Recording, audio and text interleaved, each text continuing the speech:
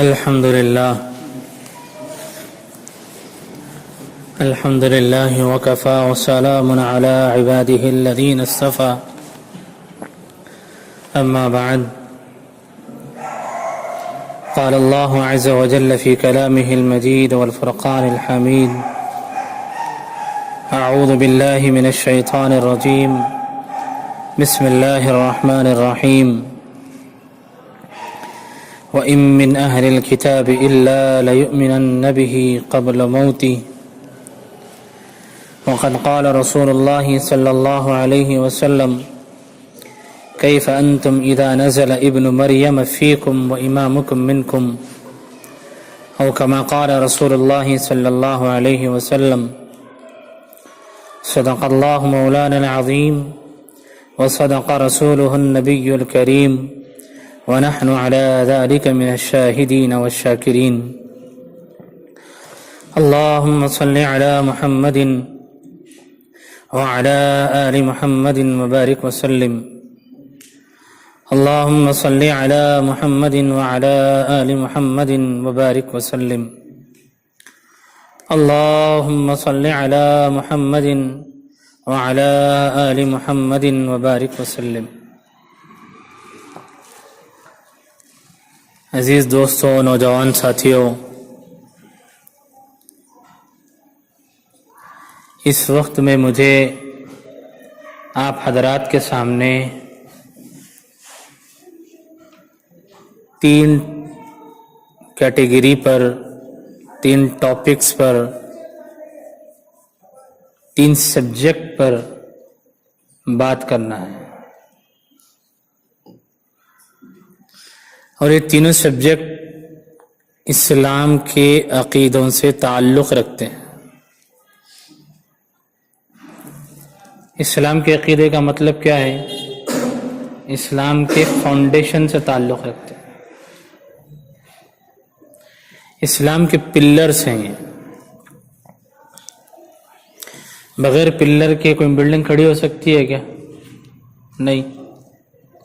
بغیر فاؤنڈیشن کے پلر کھڑے ہو سکتے ہیں کیا؟ نہیں۔ تو کیا پتہ چلا فاؤنڈیشن کا ہونا بھی ضروری ہے، پھر کھڑے ہونے کے لیے، بلڈنگ کو کھڑا کرنے کے لیے پلرز کا ہونا بھی ضروری ہے۔ تو جن 3 سبجیکٹ کو ہم اب سنیں گے، ان کا تعلق اسلام سے بہت گہرا تعلق ہے۔ عقیدہ کس کو بولتے ہیں، اس کو سمجھ لو۔ جیسے اللہ کو ماننا، ایک ماننا، یہ ہمارا عقیدہ ہے، اسی وجہ سے تو مسلمان ہیں۔ قرآن اللہ کی کتاب ہے، ہم اس کو مانتے ہیں، دل سے مانتے ہیں، اور یہ بھی مانتے ہیں کہ اس کے اندر کی جتنی چیزیں لکھی ہوئی ہیں وہ ہمیں پڑھنے آئے نہ آئے، سمجھ میں بھی آئے نہ آئے، یہ اللہ کا کلام ہے، اللہ کا قرآن ہے، یہ ہمارا عقیدہ ہے۔ تو جو جن باتوں پر ٹکا ہوا ہے، جن باتوں کی وجہ سے دین کہا جاتا ہے، ان باتوں کو کہتے ہیں عقیدہ۔ آئی بات سمجھ؟ اگر کوئی غیر مسلم، کوئی نان مسلم اسلام قبول کرنا چاہے، اسلام میں آنا چاہے، تو کیا کیا باتوں کو ماننا پڑے گا؟ کتنی باتوں کو ماننا پڑے گا؟ ہم کہیں گے پورے اسلام کو ماننا پڑے گا۔ کیا کہیں گے جی؟ پورے اسلام کو ماننا پڑے گا۔ اگر اسلام میں آنا چاہتا ہے تو پورے کے پورے اسلام میں آؤ، پورے اسلام کو ایکسپٹ کرو، قبول کرو۔ سمجھ میں بات؟ کوئی شخص یہ کہے کہ جی میں تو پورے اسلام کو مانوں گا، پورے اسلام کو ایکسپٹ کرنے ریڈی ہوں، لیکن اس میں 5 ٹائم نماز پڑھنے کا جو کانسیپٹ ہے نا، یہ میرے لیے بڑا مشکل ہے، تو میں 4 ٹائم تو اگری ہوں، 1 ٹائم اگری نہیں ہوں۔ تو آپ بولیں گے نہیں بھائی، 5 ٹائم کے ساتھ آنا پڑے گا، کوئی اس میں ڈسکاؤنٹ نہیں ہے، کوئی اس میں کمپرومائز نہیں ہے، سمجھ میں آئی بات؟ تو اسلام میں آنا ہے تو اسلام کی پوری تعلیمات کو مان کر ایکسپٹ کر کر آپ کو اسلام میں آنا پڑے گا. چاہے جتنا اسلام آپ کو معلوم ہے اتنا ماننا ہے، اور ساتھ میں یہ عقیدہ بھی رکھنا ہے اور یقین کرنا ہے کہ اتنا تو مجھے معلوم ہے، جتنا نہیں معلوم ہے اس کو مانتے ہوئے اسلام میں آ رہا ہوں. آئی بات سمجھ میں؟ اس کے مقابلے میں، اس کے اپوزٹ میں، ایک مسلمان کو اسلام سے نکلنا ہے تو اب کیسے نکلنا ہے؟ جیسے اسلام میں کوئی آ رہا تھا تو پورے اسلام کو ماننا ضروری تھا، ایک ایک چیز کو ماننا ضروری ہے، مانے بغیر مسلمان ہو ہی نہیں سکتا، اسلام میں آ ہی نہیں سکتا. تو کیا اسلام سے نکلنے کے واسطے بھی ایک ایک چیز کا انکار کرنا ضروری ہے کیا؟ بات سمجھ میں آ رہی میرے بھائی؟ اسلام سے نکلنے کے واسطے کیا ہر اسلام کی تعلیم کا انکار کرنا ضروری ہے؟ جیسے آدمی بولتے جائے کہ مجھے نماز نہیں ہے، میں نماز کو نہیں مانتا، میں قرآن کو نہیں مانتا، میں اللہ کو نہیں مانتا، میں رسول کو نہیں مانتا، تو سب بولتے بولتے جائے گا تو اسلام سے نکلے گا، ایسا ہے کیا؟ ایسا نہیں ہے. آنا ہے تو پورے اسلام کو مانتے ہوئے آنا ہے، نکلنا ہے تو پورے اسلام کا انکار کرنا ضروری نہیں ہے. پورے اسلام میں سے کسی ایک چیز کو بھی اگر کہہ دے کہ میں نہیں مانتا، اسلام سے نکل گیا. مثال لے لو، بات سمجھ میں آ جائے گی جلدی سے.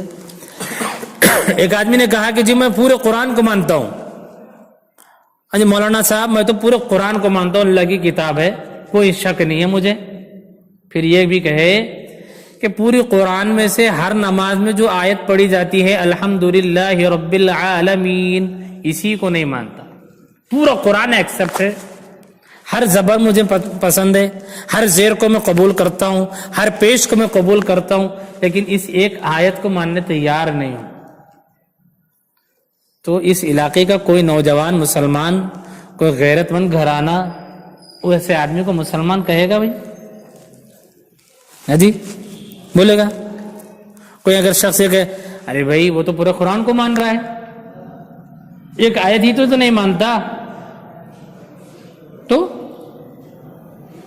آپ کہیں گے کہ جیسے ایک آیت کو ماننا بھی قرآن ہے، ایک آیت کا انکار کرنے والا بھی منکر قرآن ہے. اے بس سمجھ، جب قرآن پر یقین کا دعویٰ کیا، اس پر ایمان لانے کی بات کہی، تو ہر آیت پر ایمان لانا ضروری ہے. لیکن ایک آیت کا بھی انکار کر دیا تو اب اس کا اسلام سے کوئی تعلق باقی نہیں رہا. آئی بات سمجھ میں؟ اس کو بولتے ہیں عقیدہ. سمجھ میں آئے کہ اسلام میں آنے کے لیے پورے اسلام کو ماننا ضروری ہے، لیکن اسلام سے نکلنے کے لیے پورے اسلام کا انکار کر دینا ضروری نہیں ہے. اسلام کی کوئی اہم بات کا انکار کر دیا جائے تو بھی آدمی اسلام سے نکل جاتا ہے، اب اس کا اسلام سے کوئی تعلق نہیں رہتا. مثال میں نے دے دی آپ کو. اگر ایسا کوئی آدمی جو پورے قرآن کو مانے لیکن ایک آیت کا منکر ہو، دو آیتوں کو نہ ماننے والا ہو، وہ پہلی صف میں کھڑا ہو کے نماز پڑھتا ہو، سال میں 2 مرتبہ عمرے کو جاتا ہو، سال میں 1 مرتبہ حج بھی کرتا ہو، اور تہجد گزار ہو، اور داڑھی رکھنے والا ہو، ٹوپی کرتا پاجامہ پہننے والا ہو، بڑا تھا جھبا پہننے والا ہو، امامہ باندھنے والا ہو، لڑکیوں کی شادیوں پر خوب خرچ کرنے والا ہو، امت کی خوب خدمت کرنے والا ہو، جسے لوگ اس کے حلیے کو دیکھ کر کہیں گے یہ تو وقت کا ولی ہے، لیکن 2 آیتوں کا انکار کرنے والا ہے، کیا کہو گے ایسے آدمی کو؟ مسلمان کہو گے بھائی؟ جی آپ کہیں گے وہ داڑھی ٹوپی رکھ کر، امامہ باندھ کر دنیا کے اوپر خوب خرچ کرنے والا ہو، مسکینوں پر خرچ کرنے والا ہو، وہ سب کچھ ہو سکتا ہے لیکن اب مسلمان نہیں ہو سکتا. وہ اس وقت میں تو مالداروں پہ خرچ کرنے والا تو ہو سکتا ہے، سخی ہو سکتا ہے، وہ دکھنے میں ولی کے حلیے میں تو ہو سکتا ہے، لیکن مسلمان نہیں ہو سکتا. آئی بس اتنی بات اچھے سے سمجھ گئے؟ اب چلنا ہے اصل بات کی طرف. 3 عقیدے مجھے آپ کو بتانا ہے، 3 سبجیکٹ، 3 کانسیپٹ، اور یہ تینوں بھی عقیدے سے تعلق رکھتے ہیں میرے بھائی. پہلا عقیدہ ہے اللہ کے رسول صلی اللہ علیہ وآلہ وسلم سے متعدد مرتبہ سوالات کیے گئے کہ یا رسول اللہ قیامت کب آئے گی؟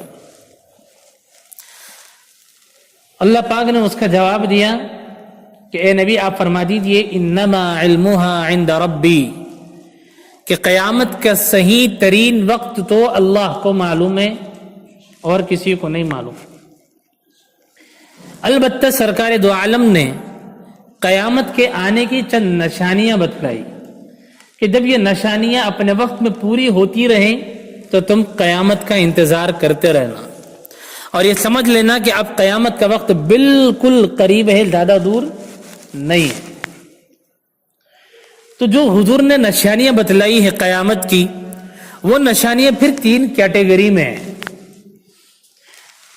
تھوڑی سی چھوٹی ہے، کچھ جو ہے وہ چھوٹی سی بڑی والی ہے، اور کچھ علامتیں جو ہے وہ بہت زیادہ بڑی ہے۔ ہم اس کو انگلش میں یوں کہہ سکتے ہیں کہ حضور نے قیامت کی دو نشانیاں بتلائی ہیں، وہ اسمال بھی ہے، وہ میڈیم بھی ہے، وہ بگ بھی ہے۔ سمجھ میں آئی بات؟ اسمال نشانیاں بھی بتلائی حضور نے، میڈیم کوالٹی کی بھی بتلائی، اور زیادہ بگ ہوگی اس کو بھی حضور نے بیان فرمایا۔ اسمال نشانیوں کی ایک لمبی فہرست ہے، میڈیم جتنے نشانیاں ہیں اس کی بھی ایک کیٹیگری لمبی ہے، اور جو بگ نشانیاں حضور نے بتلائی اس کی بھی ایک لمبی چوڑی فہرست ہے۔ اس کے اوپر باضابطہ کتابیں لکھی گئی، حدیث کی ہر کتاب میں اس کا تذکرہ موجود ہے۔ چھوٹی نشانیاں جیسے سرکار نے فرمایا کہ قیامت کے آنے کی ایک نشانی تو یہ ہے کہ بچے اپنے ماں باپ کے نافرمان ہو جائیں گے، شوہر اپنی بیوی کا غلام بن جائے گا، سوسائٹی کے اندر شراب عام ہو جائے گی، سوسائٹی میں، معاشرے میں، کلچر میں زنا عام ہو جائے گا۔ ایسا ہو نہیں رہا ہے کیا بھائی؟ ہو رہا ہے۔ ہم اپنے علاقے میں دیکھ رہے ہیں، ملک بھر کی صورتحال ہے، کالجز میں ہم پڑھ رہے ہیں، کہاں کیا ہو رہا ہے کیا نہیں ہو رہا ہے یہ مجھ سے اچھا تو آپ جانتے ہیں۔ تو حضور نے جو نشانی بتائی وہ پوری ہو رہی کہ نہیں ہو رہی؟ ہو رہی ہے۔ تو یہ چھوٹی نشانیاں ہیں۔ حضور نے فرمایا کہ غریب آدمی بھی مالدار ہوں گے، بکری چرانے والوں کی بلڈنگیں بنیں گی۔ سعودی عرب میں بنی کہ نہیں بنی؟ جن کا اپنا زمانہ اور اپنا کلچر کسی زمانے میں اونٹ چرانا، بکریاں چرانا تھا، آج وہ بلڈنگوں کے مالک ہیں۔ یہ حضور کی خوشخبری اور پیشن گوئی کا نتیجہ ہے۔ وہ دنیا پوری آنکھوں سے آج دیکھ رہی ہے کہ کہاں ان کا کل گزرا ہوا تھا اور آج ان کا پریزنٹ کیسا ہے۔ یہ نشانیاں حضور نے بیان کی۔ جہاں چھوٹی چھوٹی نشانیوں کے پورے ہونے کو بیان کیا، وہیں پہ جو بگ نشانیاں، علامتیں اللہ کے نبی نے بیان فرمائی، ان میں تین بڑی اہم نشانیاں ہیں۔ جیسے یہ تین نشانیاں ہو جائے گی تو اس کے بعد تو بس قیامت ہی کا انتظار رہے گا۔ پہلی نشانی جو ہے وہ حضرت مہدی کا پیدا ہونا ہے۔ حضرت مہدی کا پیدا ہونا ہے۔ اب حضرت مہدی کون ہوئے، کیسے ان کو پہچانے، کہاں پیدا ہوں گے، پھر جب پیدا ہوں گے تو کام کیا کریں گے؟ بس سمجھ میں آ رہی کوشچن؟ یہ سمجھنا بہت ضروری ہے۔ حضرت مہدی جے پور میں پیدا ہوں گے، ایسا ہے کیا؟ بھائی جے پور میں ہوں گے پیدا؟ ٹونگ میں ہوں گے؟ اللہ کے رسول علیہ الصلوۃ والسلام نے فرمایا رجل من اہل المدینہ، کہ حضرت مہدی مدینے کے باشندے ہوں گے۔ اور نعیم ابن حماد ایک حدیث کی کتاب ہے، اس میں باضابطہ لکھا ہوا ہے کہ حضرت مہدی کی پیدائش مدینۃ المنورہ میں ہوگی۔ اور مدینہ کہاں ہے؟ پوری دنیا جانتی ہے مدینہ سے مراد کون سا شہر ہے جی؟ وہ شہر ہے جہاں میرے اور آپ کے آخری نبی محمد الرسول اللہ صلی اللہ علیہ وسلم نے ہجرت فرمائی، جہاں آپ کا روضہ اطہر ہے نا؟ مدینہ بولتے فوراً دماغ کہاں جائے گا؟ مدینۃ الرسول کی طرف۔ رجل من اہل المدینہ، مدینے کے رہنے والے ہوں گے، جو مراد مدینۃ الرسول کے رہنے والے ہوں گے۔ اور حضرت مہدی کس خاندان میں پیدا ہوں گے، کس کی نسل سے ہوں گے؟ اللہ کے نبی نے فرمایا کہ وہ میرے اہل بیت سے ہوں گے، میرے خاندان سے ہوں گے۔ نسل کیا ہوگی؟ حضرت فاطمہ کے بیٹے حضرت حسن رضی اللہ عنہ کی نسل سے ہوں گے۔ سمجھ میں آ رہی بات؟ کام کیا کریں گے، نام کیا ہوگا؟ اللہ کے رسول نے فرمایا کہ ان کا نام میرے نام پر ہوگا، اور ان کے ابا جان کا نام میرے ابا جان کے نام کے مطابق ہوگا۔ تو ہمارے نبی کا نام کیا ہے؟ محمد صلی اللہ علیہ وسلم۔ تو مہدی کا نام بھی کیا ہوگا؟ محمد۔ سمجھ میں بات؟ ہمارے نبی کے ابا جان کا نام ہے عبداللہ، تو مہدی کے ابا کا نام بھی ہوگا عبداللہ۔ فوراً آپ کے دماغ میں ایک سوال پیدا ہونا چاہیے کہ مولانا آپ کہہ رہے ہیں کہ مہدی پیدا ہوں گے اور نام بول رہے ہیں محمد، تو یہ مہدی الگ ہو گئے کہ محمد الگ ہو گئے؟ ہاں بھائی، کوشچن تو صحیح ہے نا؟ آپ سنا رہے ہیں کہ مہدی پیدا ہوں گے، تو مہدی نام ہے کہ نہیں ہے؟ یاد رکھیے، مہدی نام نہیں ہے، پرٹیکولر کوئی نام نہیں ہے، بلکہ مہدی عربک ڈکشنری میں ہدایت یافتہ آدمی کو کہتے ہیں۔ عربک ڈکشنری میں کسے بولتے ہیں بھائی؟ ہدایت یافتہ آدمی کو کہتے ہیں، یا پھر قوم کے رہبر کو کہیں گے۔ آئی بات سمجھ؟ جیسے ہم جمعہ کے خطبہ سنتے ہیں، دوسرا خطبہ امام صاحب ممبر پہ کھڑے ہو کے کہتے ہیں خلفاء الراشدین المہدیین، تو خلفاء راشدین کے بعد کا ایک ورڈ بڑھا دیا خطیب صاحب نے، کیا؟ مہدیین۔ تو کیا مطلب ہے کہ جتنے ہمارے خلفاء راشدین ہیں یہ سب ہدایت یافتہ رہے ہیں۔ تو پھر آپ پھر ایک سوال کیجئے، جی مولانا آپ تو کہہ رہے ہیں مہدی اور خطیب صاحب کہہ رہے ہیں مہدیین، دونوں میں فرق ہو گیا؟ تو اس کا جواب بھی یہ ہے کہ ایک ورڈ سنگولر ہوتا ہے اور ایک ورڈ پلورل ہوتا ہے۔ جیسے بس سنگل ہوتی ہے، بسز ایک سے زیادہ، ایپل ایک سیب، ایپلز ایک سے زیادہ۔ آئی بات سمجھ میں؟ تو مہدی سنگل آدمی کے لیے بولا جائے گا، ایک سے زیادہ جو آدمی ہوں گے عربی میں اس کے لیے بولیں گے مہدیین۔ آگے بات سمجھ میں؟ تو چونکہ مہدی سنگل ہے تو حضور نے سنگولر ورڈ کا استعمال کیا، وبشرکم بالمہدی، میں تم کو ایک مہدی کے پیدا ہونے کی خوشخبری دے رہا ہوں۔ آئی بس یہ ہے۔ تو مہدی کا جو اوریجنل نام ہوگا وہ حضور کے نام پر ہوگا محمد، اور ان کے ابا کا جو نام ہوگا وہ حضور کے والد ماجد کا جو نام عبداللہ ہے ان کے نام پر عبداللہ ہوگا۔ پہچانے کب جائیں گے؟ مہدی اعلان کریں گے کہ جی میں مہدی ہوں، یا ان کے لیے ووٹنگ کرائی جائے گی کہ جس کو زیادہ ووٹ آ جائے وہ مہدی بن جائے؟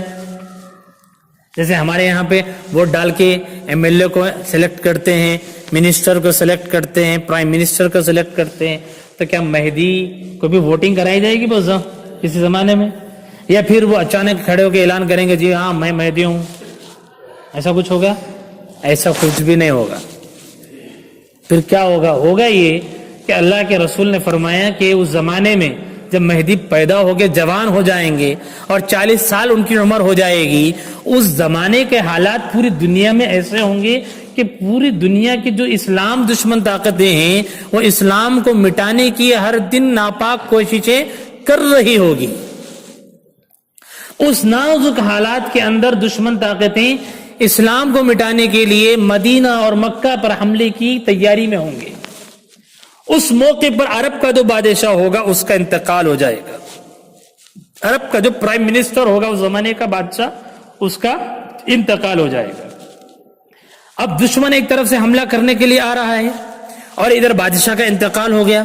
سچویشن کا آپ ذرا سے اندازہ لگائیے کیسا نازک ٹائم ہوگا وہ، کہ دشمن ادھر لڑائی کے لیے تیار ہیں، اطلاع مل چکی ہے مدینے والوں کو، عرب والوں کو، اور ادھر بادشاہ کا انتقال ہو گیا، تو فوراً ایسے کسی آدمی کو تلاش کریں گے جو بادشاہ بنے اور دشمن کا مقابلہ کریں اور پوری قوم کی حفاظت کریں۔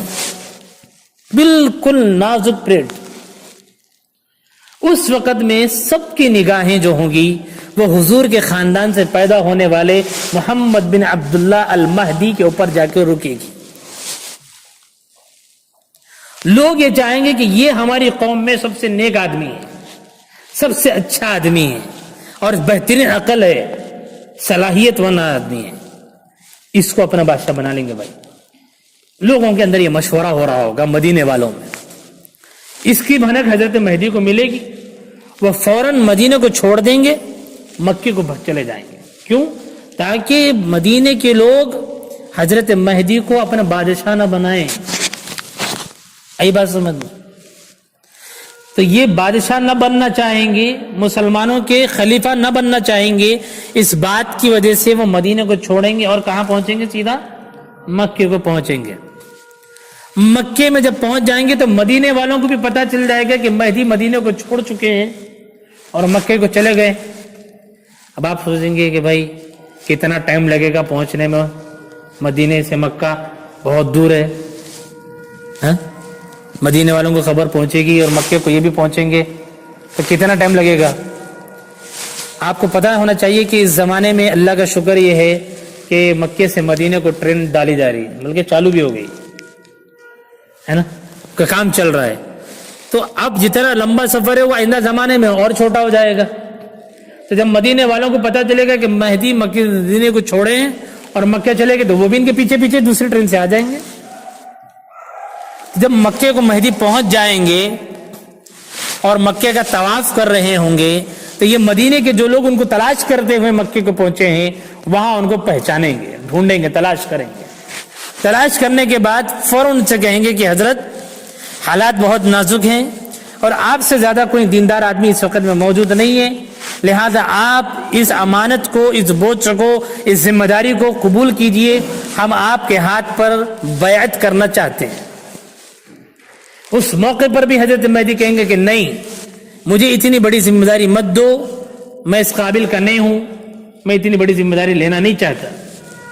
फिर ये मदीने के लोग और प्रेशर डालेंगे और हजरत मेहदी के न चाहते हुए उनके हाथ पर पहली बार मक्कतुल मुकर्रमा में, हरम के दामन में जहां हजर अस्वद लगा हुआ है और रुकन यमानी है, इस दोनों के बीच के हिस्से में हजरत मेहदी के हाथ पर थोड़े से लोग पहली बार बैअत करेंगे और ऐलान करेंगे कि आज के बाद अब से हजरत मेहदी मुसलमानों के अमीरुल मोमिनीन, खलीफतुल मुस्लिमीन, मुसलमानों के बादशाह है. ये हो जाएगा.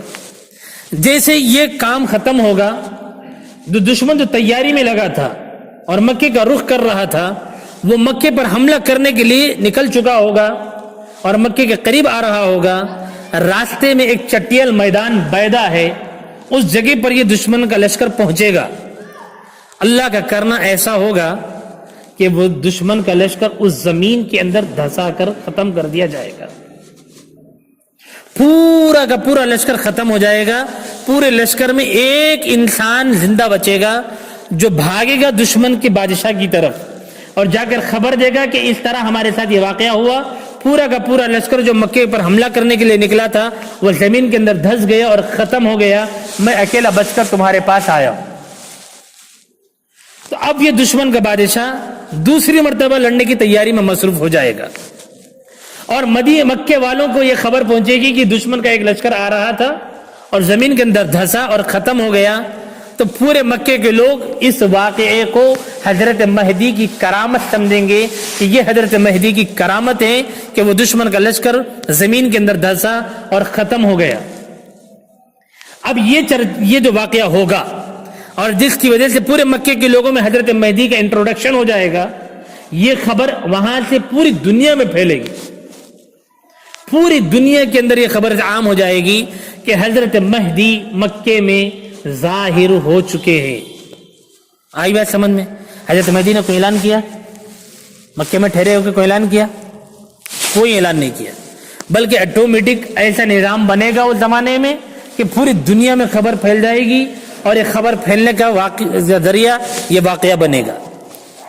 जैसे ये खबर फैलेगी, इराक और मुल्क शाम, सीरिया के जो औलिया अल्लाह होंगे وہ مکۃ المکرمہ کو آئیں گے, حضرت مہدی کو پہچانیں گے, اور ان کے ہاتھ پر دوسری مرتبہ مکے میں بیعت ہوگی, انہیں بادشاہ مانا جائے گا. اور یہ جتنے اللہ والے پورے ملک سے, پوری دنیا سے جمع ہوں گے اور حضرت مہدی کے ہاتھ پر بیعت کریں گے, اسی موقع پر دشمن کے لشکر کی خبر ملے گی, وہی کہ وہ پھر سے حملہ کرنے مکے کو آ رہا ہے. تو دوسری مرتبہ اب حضرت مہدی جتنے اللہ والے جمع ہوئے ہیں ان سب کو ہاتھ پر اپنے بیعت لیں گے اور جنگ لڑنے کے لیے جائیں گے. تو جتنے لوگ اس وقت میں بیعت کریں گے اور جنگ لڑنے کے لیے جائیں گے, ان کی تعداد کتنی ہوں گی لڑنے والوں کی؟ اللہ کے رسول نے فرمایا بدر کے میدان میں جتنے صحابہ نے لڑائی میں حصہ لیا وہی تعداد مہدی کے لشکر کی ہوگی, 313. کیا عجیب حسن اتفاق ہے. تاریخ پھر اپنے اس پرانے منظر کو دہرائے گی. تو حضرت مہدی اب باضابطہ طور پر لڑنے کے لیے نکلیں گے. اب یہاں پر ایسا نہیں ہوگا کہ لشکر آئے گا زمین میں دھسے گا, ایسا نہیں ہوگا. دوسری بار میں باضابطہ طور پر لڑائی ہوگی اور دشمن کا خاتمہ ہوگا اور مسلمانوں کو خوب مال غنیمت ملے گا. وہاں سے پھر مستقل لڑائیوں کا ایک سلسلہ چل پڑے گا, ہر طرف لڑائیوں کا بازار گرم رہے گا, اور جہاں جہاں اسلام دشمن طاقتیں ہوں گی وہاں سے ان کو ہٹایا جائے گا. پوری دنیا میں ایک مرتبہ پھر امن اور امان سٹارٹ ہو جائے گا, خوشحالی آ جائے گی, امن پھیلے گا. کتنے سال ایسا ہوگا؟ حضرت مہدی خلیفہ بنے, مسلمانوں کے بادشاہ بنے, اس وقت میں ان کی عمر کتنی ہے؟ 40 ایئرس. سمجھ میں آئے گی بات؟ جیسے خلیفہ بنیں گے پوری دنیا کے اندر جو دشمن طاقتیں ہوں گی ان سے لڑائیاں چلتے رہے گی, پوری دنیا میں امن و امان سٹارٹ ہوتا رہے گا. ایسا کتنے سال ہوگا بھائی؟ 5 ایئرس. کتنے؟ 5 سال. جیسے ہی 6واں سال سٹارٹ ہوگا, اب یہ ہوگا کہ وہ پوری دنیا, جہاں پر پوری دنیا میں امن و امان, کھانے پینے کے سارے سامان سکون کے ساتھ پوری دنیا کو مل رہے ہوں گے, 6ویں سال مہدی کی حکومت کے سٹارٹنگ سے اللہ پاک پوری دنیا کے اندر بارش کو روک لیں گے. پوری دنیا کتنی؟ پوری دنیا میں بارش رک جائے گی. صرف جے پور نہیں, بھوپال ایم پی نہیں, اندور نہیں, حیدرآباد نہیں, بہار یو پی نہیں, بلکہ پوری دنیا. سوچو اگر ایک ہفتہ اس علاقے میں نل نہ آئے کیسا ہوگا؟ اگر گورنمنٹ اعلان کر دے کہ بھئی ایک ہفتہ پانی نہیں آئے گا, کتنا کیسا خرچ کرو گے؟ بڑی مشکل ہے نا اندازہ لگانا. اگر اعلان ہے 1 مہینہ پانی نہیں ہے, رہ سکے گا انسان؟ نہیں رہ سکے گا. تو 6ویں سال کی سٹارٹنگ ہی سے اللہ پاک پوری دنیا میں بارش کو روک دے گا. کتنے مہینے نہ ہوگی بارش؟ 2.5 ایئرس. کتنے بھائی؟ 2.5 سال. 2.5 سال پوری دنیا میں بارش نہیں ہوگی. جب بارش نہیں ہوگی تو زمین کے جتنے کنویں ہیں اس میں بھی پانی ختم ہو جائے گا, جتنے دریا ہوں گے پانی کے وہ بھی سارے سوکھ جائیں گے, جتنی کھیتیاں ہری بھری ہوں گی وہ بھی ختم ہو جائے گی, اناج جتنا کھانے کو رہے گا وہ بھی ختم ہو جائے گا. اللہ کے رسول نے فرمایا دنیا بھر میں جتنے جانور ہوں گے وہ پیاس اور کھانا نہ ملنے کی وجہ سے بلک بلک کر تڑپ تڑپ کر مر جائیں گے. جب جانوروں کا یہ حال ہوگا تو انسانوں کا کیا ہوگا؟ انسانوں کا کیا ہوگا؟ کھانے کے لیے پوری انسانیت, پوری دنیا کھانے کے دانے کے لیے ترس رہی ہوگی, پینے کے پانی کے گھونٹ کے لیے تڑپ رہی ہوگی, بچے آنکھوں کے سامنے بلک بلک کر تڑپ رہے ہوں گے. 7.5 سال جب ہو جائیں گے, 2.5 سال اس طرح ہوں گے مکمل. آئی بات سمجھ میں؟ یہاں سے اب کیا ہوگا یہ آگے سناؤں گا, پہلے پھر ریوائنڈ کیسٹ. مہدی کون ہوں گے؟ یاد ہو گیا؟ مہدی کی علامتیں پتہ چل گئی. سب سے پہلی علامت مدینے میں پیدا ہوں گے. 2 نام حضور کے نام پر ہوگا ان کے ابا جان کا نام بھی حضور کے ابا کے نام پر ہوگا. ٹھیک ہے. پھر حضرت فاطمہ کے خاندان حضرت حسن کی نسل سے حضور کے خاندان سے ہوں گے. یہی بات سمجھ. اور جب 40 سال کی عمر ہو جائے گی تو لوگ ان کو بادشاہ بنانا چاہیں گے, یہ اعلان نہیں کریں گے. اپنا امیر بنانا چاہیں گے تو یہ مدینے کو چھوڑیں گے اور کہاں جائیں گے؟ مکے کو چلے جائیں گے. اور مکے میں پہچانے تو جائیں گے لیکن امارت کو قبول نہیں کریں گے, بادشاہ بننا نہ چاہیں گے. زبردستی ان کے ہاتھ پر پہلی بیعت لی جائے گی. اس کے بعد فوراً ایک واقعہ پیش آئے گا, دشمن کا لشکر زمین میں دھسا دیا جائے گا. اس کی خبر پوری دنیا میں پھیلے گی اور پوری دنیا کے اللہ والے مکے کو جمع ہوں گے, اور پھر وہی لشکر دوبارہ تیاری کے ساتھ آئے گا. ان کے ساتھ میں لڑائی ہوگی اور اللہ کامیاب کریں گے. کتنی نشانیاں ہو گئی؟ 10 ہو گئی. ٹھیک ہے. پھر انہی کے زمانے میں 2.5 سال بارش پوری دنیا میں نہیں. 11ویں نشانی. بات سمجھ. اور حضرت مہدی کا ظہور کن حالات میں ہو رہا ہے؟ جب بادشاہ کا انتقال ہو جائے گا. یہ 12ویں نشانی. ٹھیک ہے. 13ویں نشانی, مہدی پرٹیکولر کوئی نام تو ہے نہیں, لیکن چونکہ اس زمانے میں پوری دنیا کے اندر سب سے بہترین ہدایت کے راستے پر ہونے والی شخصیت وہ حضور کے خاندان سے پیدا ہونے والے یہی شخصیت ہوگی, اس لیے تمام لوگ ان کو مہدی کہہ کر پکاریں گے, مہدی کہہ کر بلائیں گے. نام تو محمد بن عبداللہ ہوگا, لیکن چونکہ اس زمانے کے سب سے بہترین رہبر اور لوگوں میں سب سے زیادہ ہدایت کے راستے پر یہی شخصیت ہوگی اکیلی, اس لیے ان کو لوگ کیا کہہ کے بلائیں گے؟ مہدی کہہ کے بلائیں گے. آگے بات سمجھ میں. جب یہ 2.5 سال ہوں گے بارش نہ ہوگی, اب کیا ہوگا؟ اب یہ ہوگا کہ اب اس نازک دور میں دجال نکلے گا. اندازہ لگائیے کہ 2.5 سال سے پوری دنیا کو نہ کھانے کو کھانا مل رہا ہے, نہ پانی کو پینے کے لیے پانی کا قطرہ مل رہا ہے. اس نازک موڑ پر دجال آیا ہے دنیا میں. اب یہ دجال کیا ہے؟ کون ہے؟ اللہ کے نبی نے دجال کی بھی پہچاننے کی علامتیں, سمٹمز بتائی ہیں. سمجھ میں؟ جیسے مہدی کو پہچاننے کی علامتیں بتلائی, کہاں پیدا ہوں گے, نام کیا ہوگا, کام کیا ہوگا, کیا کریں گے, ساری چیزیں بتائی. تو دجال کے پہچاننے کی بھی علامتیں, نشانیاں اللہ کے رسول نے بتلائی ہے کہ آدمی دجال کو پہچاننے میں غلطی نہ کرے. سمجھ میں بات؟ تو دجال کون ہے؟ سرکار دو عالم صلی اللہ علیہ وسلم نے فرمایا کہ دجال ایک آدمی ہوگا. دجال حدیث کے اندر حضور نے جو ورڈ استعمال کیے, یوز کیے ہیں, فرمائے ہیں, اس میں جگہ جگہ پہ رجلن آئے ہیں دجال کے لیے. اور رجلن کا میننگ ہے آدمی. جیسے انگلش میں بولتے ہیں مین, اس کا اردو میں ٹرانسلیشن ہوگا آدمی. تو عربی میں رجلن بولتے ہی فوراً اس کا اردو میں ٹرانسلیشن ہوگا, انگریزی میں ہوگا آدمی یعنی مین. آگے بات سمجھ میں. تو جب آدمی اللہ کے نبی نے فرمایا تو دجال کون ہوگا؟ آدمی ہی ہوگا, انسان ہوگا. تو کیا ہر انسان ہوگا؟ 5-10 ہوں گے. کون ہوگا دجال؟ کیسے پہچانے دجال کو؟ حضور نے فرمایا کہ دجال کی بھی نشانیاں بتلائی کہ دجال کے پہچاننے کی علامتیں یہ ہیں کہ اس کی ہوگی تو 2 آنکھیں, لیکن ایک بالکل سپاٹ ہوگی, ایک آنکھ بالکل کام نہیں کرے گی, ایک آنکھ سے وہ دیکھے گا. اور اس کے جسم پر بال ہی بال ہوں گے, بالکل عجیب و غریب اس کے جسم, سر کے اوپر بال ہوں گے.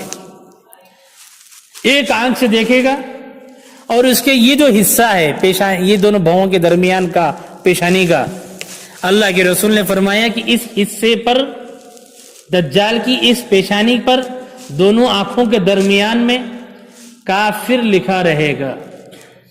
کیا لکھا ہوا ہوگا؟ کس کو دکھے گا؟ سب کو دکھے گا. اللہ کے نبی نے فرمایا صرف مومن کو دکھے گا, مسلمان کو دکھے گا, اور ہر مسلمان اس کو آسانی سے پڑھے گا. اس سے یہ بات کلیئر ہو گئی کہ جو مسلمان نہیں ہے ان کو لکھا ہوا نہیں دکھے گا. صرف مسلمانوں کو دکھے گا، اور پھر مسلمانوں میں بھی وہ ان سب کو دکھے گا جن کو پڑھنا بھی آتا ہوگا اور پڑھنا نہیں بھی آتا ہوگا. ہر پڑھا لکھا اور ہر نہیں پڑھا لکھا سب دجال کی پیشانی پر کافر کو لکھا ہوا دیکھیں گے اور پڑھیں گے. کتنی نشانی ہوگی دجال کی؟ 3. چوتھی نشانی اللہ کے نبی نے دجال کے پہچاننے کی یہ بتلائی کہ دجال جب دنیا میں ذات کا اس کے اندر پتہ چلے گا تو اس وقت میں دجال کی ہائٹ بالکل کم ہوگی، گڈھا ہوگا. کیا ہوگا جی؟ دجال بالکل گڈھا ہوگا، پست قد ہوگا، اور اس کے جو پاؤں ہوں گے وہ ٹیڑھے ہوں گے. کتنی ہوگی نشانیاں؟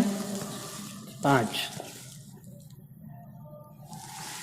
تو دجال دنیا میں آنے کے بعد سب سے پہلے اپنے آپ کو نبی کہے گا، نبی ہونے کا دعویٰ کرے گا. دجال کہاں پہ نکلے گا؟ میں کہوں اگر مذاق کے طور پہ کہ دجال جے پور کے ہوا محل میں سے نکلے گا، دجال جے پور کے جل محل میں سے نکلے گا، اندر سے پانی میں سے ہلو اچانک. اگر کسی کو دجال کون ہے، کہاں سے نکلے گا معلوم ہی نہیں ہے، ٹھیک ہے، تو میں کہوں کہ شہر جے پور میں ایک جل محل ہے، پورا پانی میں ڈوبا ہوا ہے، اس کے نیچے دجال ہے، تو بھی یقین کریں گے نا لوگ؟ اور اگر کہہ دو مان بھی لیں گے اس کو.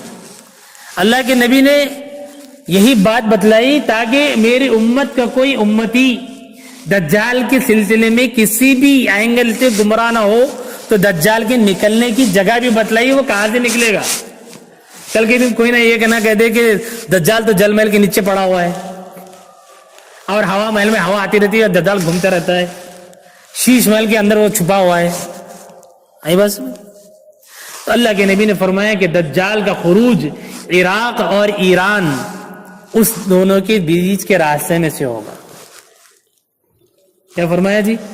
عراق اور ایران کے درمیان کا جو راستہ ہے وہاں سے وہ نکلے گا. وہاں ایک جگہ ہے اصفہان، اور وہاں ایک بستی ہے یہودیہ، وہاں سے دجال نکلے گا، اس کا خروج ہوگا.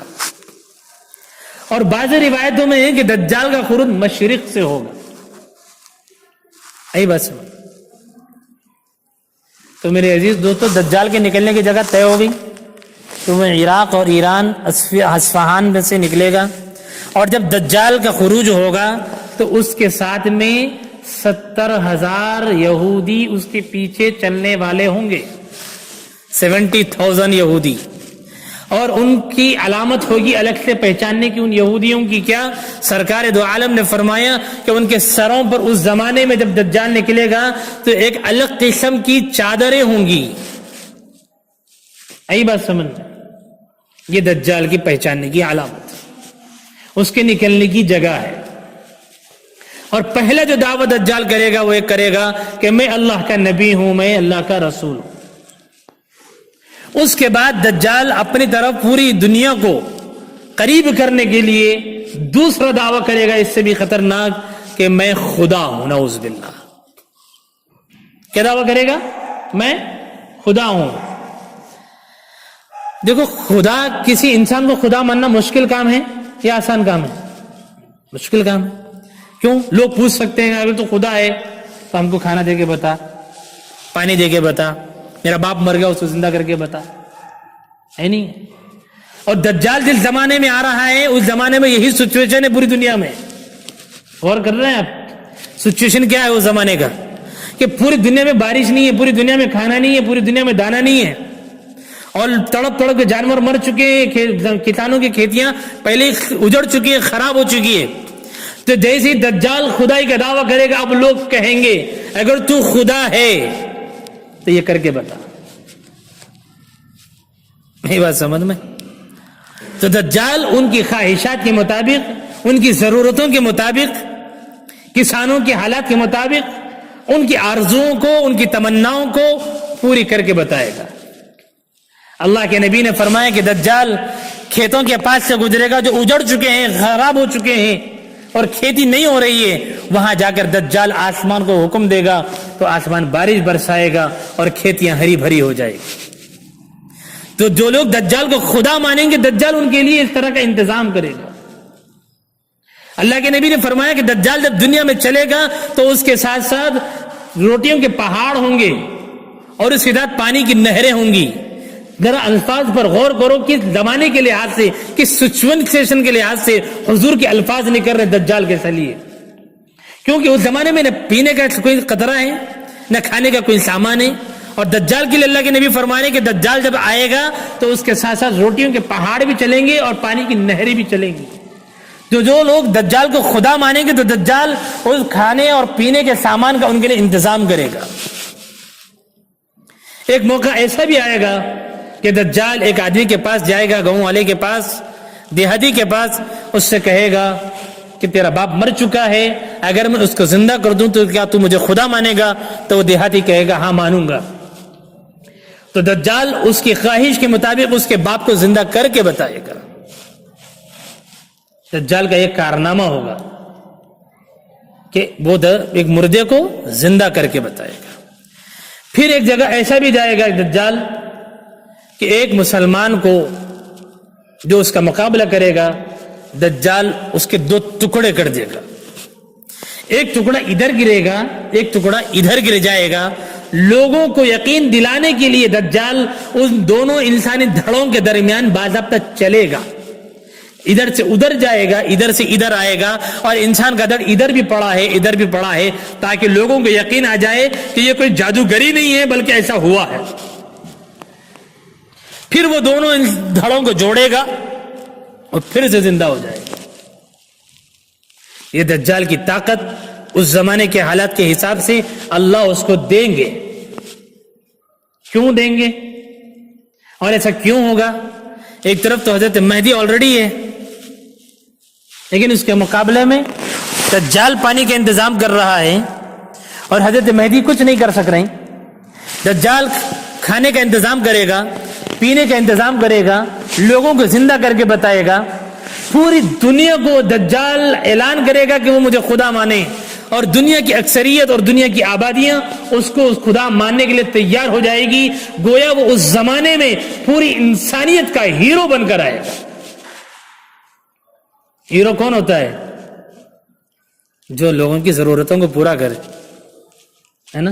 تو اس زمانے کا سب سے بڑا ہیومینٹی کا کام کرنے والا، انسانیت کی مدد کرنے والا وہ دجال بن کر آئے گا اور اعلان کرے گا کہ میں خدا ہوں.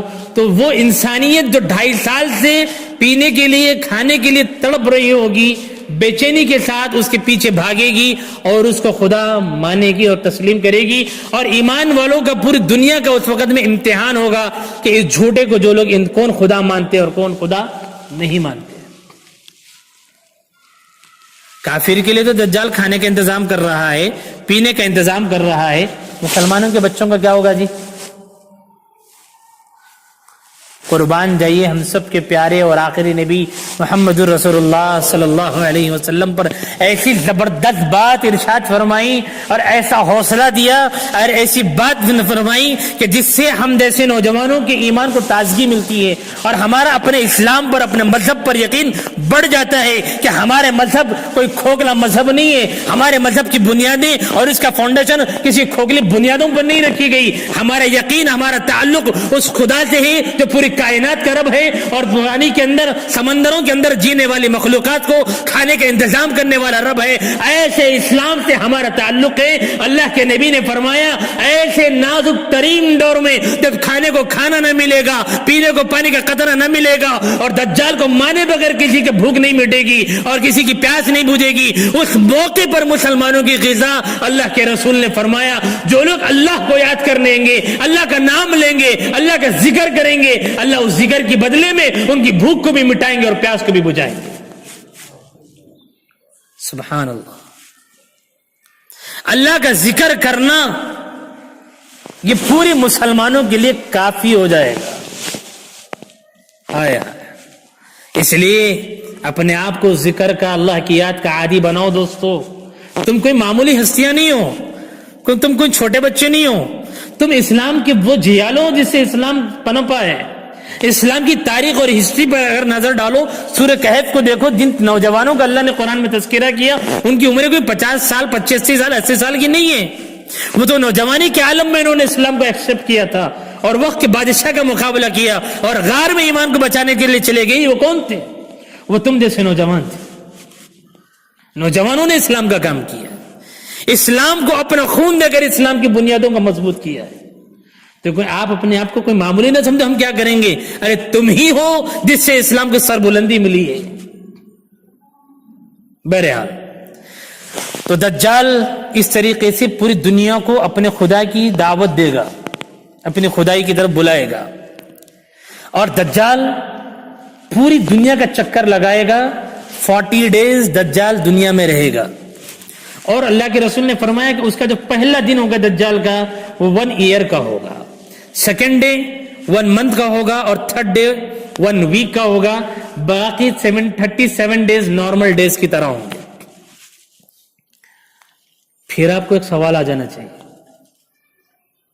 کہ مولانا صاحب دجال کا پہلا دن اگر 1 سال کا ہوگا، نمازیں کتنی پڑھیں گے؟ جب سوال صحیح کہ غلط ہے؟ ہاں، دجال کا اگر ایک دن 1 سال کا ہوگا، نمازیں کتنی پڑھیں گے؟ یہی سوال صحابہ نے حضور سے پوچھا کہ اللہ کے نبی پھر نمازوں کی کیا کیفیت ہوگی ہمارے؟ اللہ کے نبی نے اس کا جواب دے دیا، اندازہ کرتے جانا، نماز پڑھتے جانا.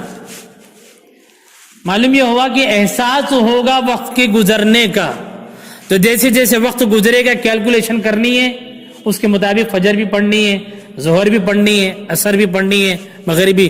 تو اس طرح 1 سال کی نماز ہی اسی 1 دن میں پڑھنا ہے. یہ ہم نہیں کہہ رہے بھائی، یہ تو اس دن کا خاص دن ہوگا. وہ تو خاص دن کے لیے خاص حکم بھی اللہ کی طرف سے ایسا کرنا ہے. آگے بس سنو. پھر دجال جب پوری دنیا کو اپنی طرف بلا رہا ہوگا اور یہ میسج دے رہا ہوگا کہ میں تو پوری دنیا کا ہیرو ہوں اور میں تمہارا خدا ہوں، اس کو لوگ خدا مانیں گے. پوری دنیا کے اندر یہ فتنہ پھیل جائے گا. اس دجال کو ختم کرنے کے لیے اللہ پاک حضرت عیسیٰ علیہ السلام کو دنیا میں آسمان سے بھیجیں گے. عیسیٰ علیہ السلام کون ہے بھائی؟ لمبا چل سکتا ہے نا؟ ہاں، کوئی جلدی تو نہیں ہے، مجھے تو کوئی جلدی نہیں ہے، ٹھیک ہے؟ کیونکہ میں یہ چاہ رہا ہوں کہ اب آیا ہی ہوں تو تھوڑی ڈیٹیل کے ساتھ لے کر چلو. تو جلدی ہے، بلا تکلف، کوئی مسئلہ نہیں ہے. تو حضرت عیسیٰ علیہ السلام کون ہے؟ قرآن مجید نے حضرت عیسیٰ کا جو انٹروڈکشن کرایا ہے وہ میں ہلکا سا آپ کو دے دوں. قرآن مجید یہ کہتا ہے ان مثل عیسیٰ عند اللہ کمثل آدم، کہ عیسیٰ علیہ السلام کی مثال دنیا میں ایسی ہے جیسے آدم علیہ السلام کی مثال ہے. حضرت آدم علیہ السلام کے ابا کا نام کیا ہے؟ کچھ نہیں. کیوں جی؟ ارے حضرت آدم کے ابا کا نام کیا ہے؟ نہیں تھے تو پھر کیسے آئے؟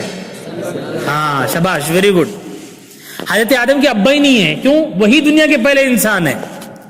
تو حوا کے ابا کا نام کیا ہے؟ حضرت حوا کے، وہ بھی پہلی عورت ہے، اس کے بھی ابا کوئی نہیں، امی کوئی نہیں. آگے بات سمجھنا ہے.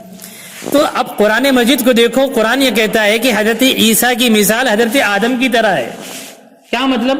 جیسے آدم علیہ السلام کے پیرنٹس نہیں ہیں، لیکن یہاں پہ حضرت عیسیٰ کو کیا کرے اللہ پاک؟ عیسیٰ آدم کی طرح ہے، کمپلیٹ نہیں. طرح ہے کا مطلب کچھ ہے کچھ نہیں ہے. تو کچھ ہے کچھ نہیں ہے، امی ہے ابا نہیں ہے. عیسیٰ علیہ السلام کی امی تو ہے، ابا نہیں ہے. اس لیے اللہ کہہ رہے ہیں ان مثل عیسیٰ عند اللہ کمثل آدم، کہ آدم حضرت عیسیٰ کی مثال ایسی ہے جیسے حضرت آدم کی مثال ہے. تو سب سے پہلی بنیادی بات کیا ہو گئی کہ حضرت عیسیٰ کے ابا نہیں ہے، صرف امی جان ہے. امی کا نام کیا ہے؟ مریم علیہ السلام. آگے بات سمجھ میں.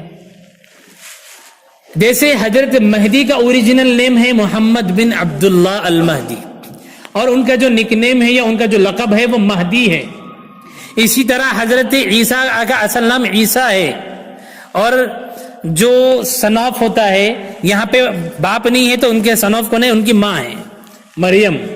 اور ان کا جو لقب ہے وہ کیا ہے؟ مسیح ہے. کیا ہے جی؟ مسیح ابن مریم. آگے بات سمجھ میں. حضرت عیسیٰ کے نانا جان کا نام کیا ہے؟ پارے 3 میں اللہ نے اس کا ذکر کیا، مریم ابنت عمران، مریم بنت عمران. کیا پتہ چلا؟ حضرت مریم کے ابا کا نام عمران ہے، تو حضرت عیسیٰ کے نانا کا نام کیا ہوا؟ عمران. حضرت عیسیٰ کے دادا کا نام کیا ہے؟ نہیں ہوگا. کیوں نہیں ہے بھائی؟ ابا نہیں ہے تو دادا کیسے رہیں گے؟ آگے بات سمجھ میں. تو حضرت عیسیٰ کے نانا کا نام عمران ہے. حضرت عیسیٰ کے خالو کا نام کیا ہے؟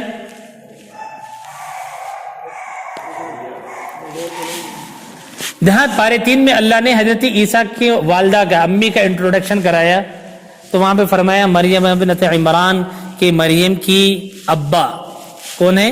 عمران ہے.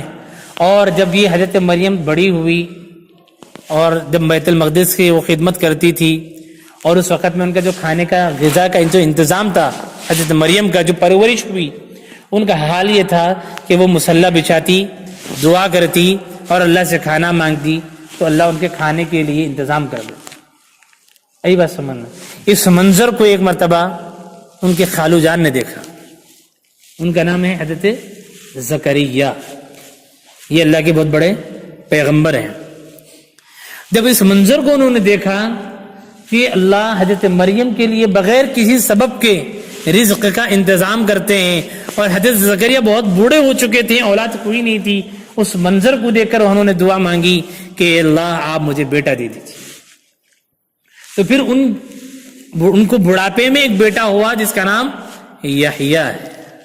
یہ بھی پیغمبر ہے، یحییٰ علیہ السلام. آگے بات سمجھ میں. تو حضرت عیسیٰ علیہ السلام کے جو انٹروڈکشن قرآن میں کرایا جا رہا ہے، تو پہلے امی کا نام بتایا مریم، نانا کا نام بتایا عمران، اور خالو کا نام بتایا زکریا. ٹھیک ہے. اور ان کے جو بیٹے ہیں یحییٰ علیہ السلام. تو حضرت عیسیٰ اور حضرت یحییٰ دونوں میں آپس میں کیا ہے بھائی؟ خالازاد بھائی ہے. اور حضرت عیسیٰ کی جو پیدائش کا تذکرہ کیا قرآن نے، تو وہ بھی ایسا عجیب ہے. اللہ نے فرمایا کہ جب حضرت مریم کو ہم نے پریگننٹ کیا بغیر کسی آدمی کے، اللہ کی قدرت ہے. آج کی ٹیکنالوجی ایسی بھی چل رہی ہے کہ اسپم کو لیتے ہیں اور آدمی کا جنم ہو رہا ہے نا.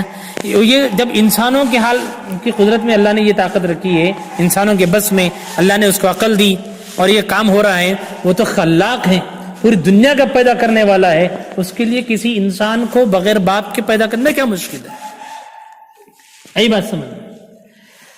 تو حضرت مریم کو جب اللہ نے حمل دیا، پیٹ بڑا ہو گیا، پریگننٹ ہو گئی، تو ان کو کوئی درد نہیں ہو.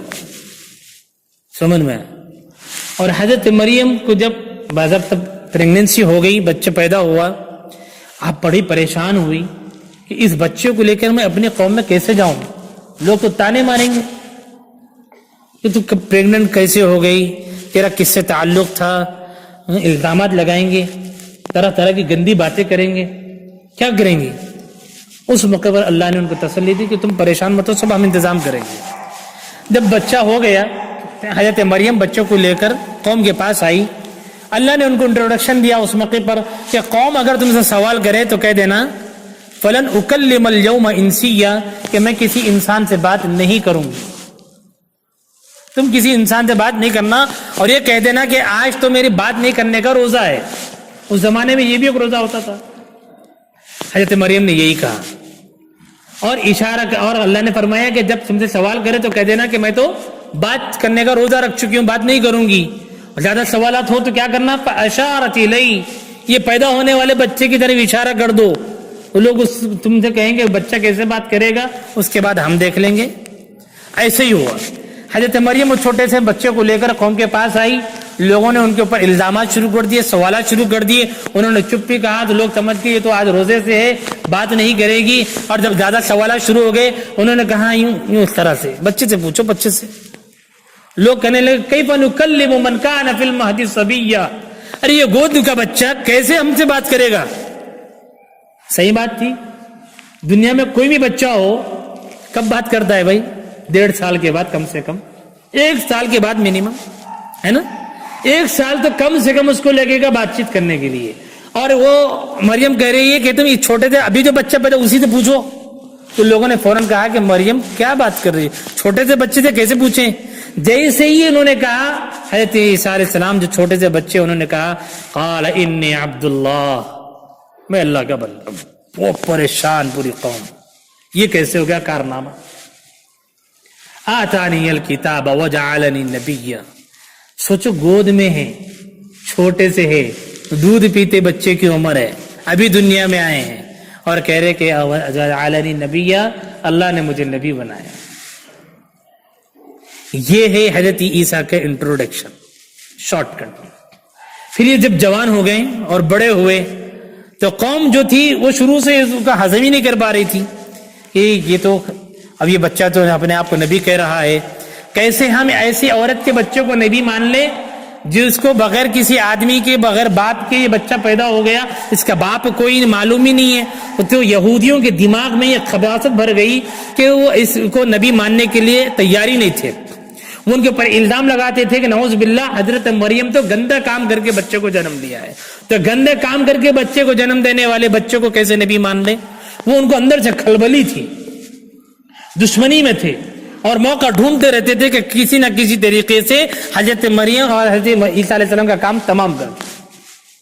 बिल आखिर ऐसा हुआ कि जब वो जवान हो गए तो यहूदी ने बाज़ाब्ता तौर पर प्लानिंग की। उस जमाने का जो बादशाह था उसके पास में ये मुकदमा ले गए और पूरी कैफियत उसको सुनाई और मुकदमे में ये फैसला लिखा लिया कि इनको फांसी दे दी जाए हजरत ईसा को। अब फौरन हजरत ईसा को इसकी इत्तला मिली कि दुश्मन की फौज आने वाली है, गिरफ्तार करके ले जाएगी और फांसी का ऑर्डर इशू हो चुका है। हजरत ईसा के सामने उस वक्त में जितने लोग थे, उनके मानने वाले, उनके चाहने वाले, उन्होंने उनसे आपस में मशवरा किया कि अब क्या किया जाए। और हजरत ईसा ने कहा कि देखो, तुम में से कोई शख्स आगे आने वाले काम के लिए तैयार हो जाए कि जिसको अल्लाह मेरा चेहरा दे दे और वो मेरी जगह कौम के अंदर जिम्मेदार हो जाए। तो ईसा अलैहिस्सलाम के जो हवारियीन थे, सहाबा, उसमें से एक नौजवान सहाबी ने इस जिम्मेदारी के लिए अपने आप को पेश किया। एक रिवायत ये है। दूसरी रिवायत ये है जो ज्यादा सही भी लगती है, वह ये कि हजरत ईसा कहाँ है किसी को मालूम नहीं था। तो एक आदमी को पता चला कौम में से, वो भागता हुआ गया और मखबरी की कि हजरत ईसा फला अंदर कमरे में बैठे हुए हैं। वो मखबर ने जाके खबर दे दी और उन लोगों ने कहा कि ठीक है, तुम वहां जाकर इंतजार करो और हमको अंदर आने का हुक्म दे देना, इशारा कर देना, हम अंदर अचानक से कूद जाएंगे और हजरत ईसा का काम तमाम कर देंगे। तो ये मखबर अंदर कमरे में घुसा। हजरत ईसा अलैहिस्सलाम पानी नहाकर हमाम में से बाहर निकले। उस मौके पर उनके ऊपर 2 चादरें थी।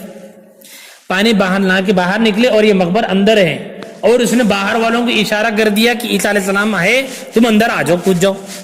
जैसे ही अंदर आने के लिए वो कूदे, अल्लाह का निजाम ऐसा हुआ कि हजरत ईसा को अल्लाह ने आसमान पर उठा लिया और जो मखबरी करने के लिए अंदर घुसा था, अल्लाह ने इसका चेहरा ईसा अलैहिस्सलाम का बना दिया। और जैसे ही अंदर कूदे दुश्मन यहूदी, इसी को ईसा अलैहिस्सलाम समझकर आओ देखा ना ताओ देखा, इसी का मर्डर कर दिया। अब जब मर्डर हो गया तो मखबर को ढूंढने लगे। अरे वो कहाँ गया जिसको अंदर भेजा था हमने, उसको ढूंढ रहे, पता ही नहीं चल रहा वो कहाँ है। अब इसको देखा तो देखने में लगा कपड़े तो हमारे मखबर के हैं और चेहरा ईसा अलैहिस्सलाम का है। अब कंफ्यूज में आ गए कि जिसको भेजा कपड़े उसके पहने हुआ है, चेहरा देखे तो ईसा अलैहिस्सलाम का पड़ा हुआ है। अल्लाह ने इस पूरे मंजर को एक वर्ड में बयान कर दिया। कुरान में पूरा मंजर नहीं सुनाया अल्लाह ने, ऐसा ऐसा हुआ, ऐसा ऐसा हुआ, ऐसा ऐसा हुआ। कुरान मजीद ने इस पूरे वाक़ये को एक लफ्ज में बयान कर दिया। एक लफ्ज में क्या कहा कुरान ने, वलाकिन शुब्बिह लहुम, कि हमने इस मामले को उनके लिए कंफ्यूजन का बना दिया, बस। वमा सलबूहु वमा कतलूहु, ना उनको फांसी पे लटकाया गया, ना ऐसा ईसा अलैहिस्सलाम का मर्डर किया गया। फिर क्या हुआ, बल रफ़अहु अल्लाहु इलैहि, अल्लाह ने उनको आसमानों पर जिंदा उठा लिया। वही ईसा अलैहिस्सलाम जिसका 3 दिन से तज़किरा चला, वो ईसा अलैहिस्सलाम दज्जाल के जमाने में इसको कत्ल करने के लिए आएंगे। सवाल ये पैदा होता है कहां आएंगे। جے پور کے قلعے پہ، حیدرآباد کے گولکنڈہ قلعے پہ، قطب مینار بہت اونچا وہاں پہ، تاج محل بہت خوبصورت ہے وہاں پہ؟ جی نہیں بھائی، کہاں آئیں گے پھر؟ حضرت مہدی دجال کا مقابلہ کرنے کے لیے نکلیں گے اور دجال اپنی فوج کے ساتھ میں لڑائی کے لیے تیار ہوگا، تو دونوں کا جو میدان ہوگا حضرت مہدی کا اور دجال کا، وہ سیریا ہوگا۔ کون سا ہوگا جی؟ سیریا ہوگا۔ اور سیریا بھی بہت بڑا ہے، تو سیریا میں کہاں ہوگا؟ اس کی جگہ بھی اللہ کے نبی نے بتائی کہ سیریا کا جو کیپٹل ہے دمشق، اردو میں بولتے ہیں، دمشق میں ہوگا۔ جیسے ایگزامپل راجستھان بولا گیا، راجستھان کا کیپٹل جے پور، جے پور میں کہاں؟ ادھر کوئی علاقہ ہونا چاہیے، کوئی مسجد ہونی چاہیے۔ اللہ کے نبی نے بھی اسی طرح ساری چیزیں بتائی ایک ایک، کہ سیریا میں ہو گئے، سیریا میں، پھر دمشق میں، پھر دمشق میں وہاں کی جو سب سے بڑی جامع مسجد ہوگی، وہ جامع مسجد کے جو مشرقی سائڈ کا مینار ہوگا، اس مینار کے اوپر حضرت عیسیٰ علیہ السلام دو فرشتوں کے کندھوں پر ہاتھ رکھ کر دو پیلی کلر کی چادروں میں لپٹے ہوئے آئیں گے۔ ایسے دیکھنے والوں کو ایسا لگے گا کہ جیسے بارش کے قطرے، پانی کے قطرے ان کی زلفوں سے نکل کر موتیوں کی طرح گر رہے ہیں، ایسا خوبصورت ان کے آنے کا منظر ہوگا۔ وہاں پر وہ آئیں گے، اور ٹائم کیا ہوگا؟ اللہ کے نبی نے ٹائم کو بتایا کہ فجر کی اذان ہو چکی ہوگی، مؤذن صاحب اقامت بھی دے چکے ہوں گے، حضرت مہدی نماز پڑھانے کے لیے مصلی پر آگے بڑھ چکے بھی ہوں گے، اور اللہ اکبر کہنے والے ہوں گے، شور مچے گا کہ عیسیٰ علیہ السلام آ چکے ہیں۔ فوراً حضرت مہدی پیچھے ہٹیں گے، عیسیٰ علیہ السلام سے کہیں گے کہ جی آپ نماز پڑھائیے۔ حضرت عیسیٰ کہیں گے کہ نہیں، اذان تمہارے لیے ہوئی ہے، اقامت تمہارے لیے کہی گئی ہے، تم نماز پڑھو۔ تو حضرت عیسیٰ علیہ السلام حضرت مہدی کے پیچھے ایک نماز پڑھیں گے فجر کی۔ یہاں پر ایک اور اچھی بات سنا دوں جی، یہ اس امت کی فضیلت کا بیان ہے۔ یہاں پر کیا ہے فضیلت؟ قرآن مجید میں اللہ نے ایک آیت اتاری ہے جس کا ترجمہ یہ ہے، وَإِذْ أَخَذَ اللَّهُ مِيثَاقَ النَّبِيِّينَ لَمَا آتَيْتُكُم مِّن كِتَابٍ وَحِكْمَةٍ ثُمَّ جَاءَكُمْ رَسُولٌ مُصَدِّقٌ لِّمَا مَعَكُمْ لَتُؤْمِنُنَّ بِهِ وَلَتَنصُرُنَّهُ، کہ اللہ تعالیٰ نے تمام نبیوں سے وعدہ لیا۔ کس بات کا وعدہ؟ کہ جب تمہارے درمیان میں میرا نبی محمد الرسول اللہ آ جائیں، تم میں سے کسی کے زمانے میں اگر میرا محبوب محمد الرسول اللہ آئے تو تم کو اس پر ایمان لانا پڑے گا اور اس کے دین کی مدد کرنی پڑے گی۔ تو تمام نبیوں نے کہا اقررنا، اے ہمارے پروردگار، ہم آپ سے عہد کرتے ہیں، وعدہ کرتے ہیں کہ ہم آپ کے محبوب محمد رسول اللہ صلی اللہ علیہ وسلم پر ایمان بھی لائیں گے، ان کے دین کی مدد بھی کریں گے۔ آئی بات سمجھ میں؟ تو کسی نبی کے زمانے میں حضور آئے تو نہیں ہے، لیکن حضور کی رسالت کے بعد میں حضرت عیسیٰ آئیں گے، اور آنے کے بعد باضابطہ طور پر نبی کریم صلی اللہ علیہ وسلم پر ایمان بھی لائیں گے، وہ تو پہلے سے لا چکے ہیں۔ اور اب بھرا جاتا ہے لتنصرنہ، کہ نبی کے دین کی مدد کریں گے۔ کس کے دین کی؟ ہم سب کے آخری نبی کے دین کی۔ تو اس آیت میں ایک نبی کی دین کی مدد کا وعدہ لیا گیا ہے۔ اس آیت کریمہ میں جو وعدہ ہے وہ وعدہ اللہ پاک حضرت عیسیٰ سے پورا کرائیں گے، ورنہ تو پھر اس آیت کا ترجمہ رہ جائے، ہے نا؟ تو اللہ نے جو وعدہ لیا تھا نبیوں میں سے، اس وعدے کو پورا اللہ کس سے کرائیں گے؟ حضرت عیسیٰ علیہ السلام سے کرائیں گے۔ دوسری بات یہ ہے کہ جب اس امت کی فضیلت کو بیان کیا گیا تمام نبیوں کے سامنے، تو بعض انبیاء نے یہ کہا کہ ہم کو اس ایسی امت کا نبی بنائیے۔ اللہ نے کہا کہ یہ تو ناممکن ہے۔ تو پھر بعض انبیاء نے خواہش کا اظہار کیا کہ کم سے کم ایسے نبی کی ہمیں امت بنا دیجیے۔ تو ان نبیوں میں سے حضرت عیسیٰ کی دعا کو اللہ نے قبول کیا، اور وہ اس امت میں دوبارہ امتی کی حیثیت سے آئیں گے۔ تو یہ اس امت کی فضیلت ہے۔ اب پھر ایک سوال پیدا ہو جائے گا، سنا دوں جی، جب عیسیٰ آئیں گے تو نبی ہوں گے کہ نہیں ہوں گے؟ عیسیٰ علیہ السلام جب آئیں گے نبی ہوں گے کہ نہیں ہوں گے؟ اس کی مثال یہ ہے کہ ہمارے ملک کا پرائم منسٹر اگر انگلینڈ کو چلا جائے تو انگلینڈ میں ہمارا پرائم منسٹر رہے گا کہ نہیں رہے گا؟ پرائم منسٹر رہے گا، لیکن وہاں پہ اس کا قانون چلے گا، انڈیا کا لاگو چلے گا؟ انڈیا کا لا چلے گا بھائی؟ نہیں چلے گا. وہ پرائم منسٹر جو ہے، لیکن اب اس کے پاس کا جو لا ہے وہ وہاں نہیں چلے گا. اسی طرح انگلینڈ کا کوئی پرائم منسٹر انڈیا کو آئے تو انڈیا کو آنے کے باوجود بھی وہ انگلینڈ کا پرائم منسٹر جو ہے، لیکن اس کی کنٹری کا لا یہاں پہ نہیں چلے گا. اسی طرح عیسیٰ علیہ السلام آلریڈی پہلے نبی بنائے جا چکے ہیں، پھر سے نبی بنانے کی ضرورت تو ہے نہیں. آئی بات سمجھ میں؟ اور ان کا جو لا تھا وہ ان کی قوم کے لیے تھا. اب جب یہاں آئے ہیں تو جب محمد رسول اللہ کے زمانے میں آئے ہیں تو ان کی شریعت کا جو لا ہوگا وہ اسی کو فالو کریں گے اور اسی کو پوری دنیا کو چلائیں گے. آگے بات سمجھ میں؟ تو یہ عیسیٰ علیہ السلام اس دجال کو ختم کریں گے اور دجال کو ماریں گے. کہاں ماریں گے؟ سیریا میں نہیں ماریں گے. اب باضابطہ لڑائی سٹارٹ ہوگی اور دجال کو پتہ نہیں ہوگا کہ عیسیٰ علیہ السلام آ چکے ہیں. جب لڑائی چالو ہو جائے گی تو دجال کی نگاہیں اچانک سے حضرت عیسیٰ پر پڑے گی تو دجال پریشان ہوگا کہ اصلی ہیرو آ گیا ہے. آئی بات سمجھ میں؟ جو پوری دنیا میں ڈھنڈورا پیٹ رہا تھا میں ہیرو ہوں، میں خدا ہوں، تو جیسے اصلی ہیرو کو دیکھے گا تو کیا ہوگا بھائی؟ فوراً ڈپلیکیٹ بھاگے گا نا بھائی. کیوں بھاگے گا؟ دیکھو جیسے اللہ کے نبی نے عیسیٰ علیہ السلام کو مسیح کہا ہے نا، دجال کو بھی مسیح کہا ہے. مسیح کا ایک ترجمہ ہوتا ہے ہیومینٹی، ہیرو. ٹھیک ہے، تو حضرت عیسیٰ کو بھی مسیح کہا گیا، انسانیت کا ہمدرد، ہیومینٹی مین. دجال کو بھی مسیح کہا گیا. کیوں؟ اس لیے کہ وہ ایسے دور میں آ رہا ہے جب وہ لوگوں کا مسیحا بن کر ہی آئے گا، لوگوں کا ہمدرد بن کر ہی آئے گا. تو دو اب مسیحا جمع ہو گئے، ایک عیسیٰ مسیح، دوسرا مسیح ہے دجال. آگے بات سمجھ؟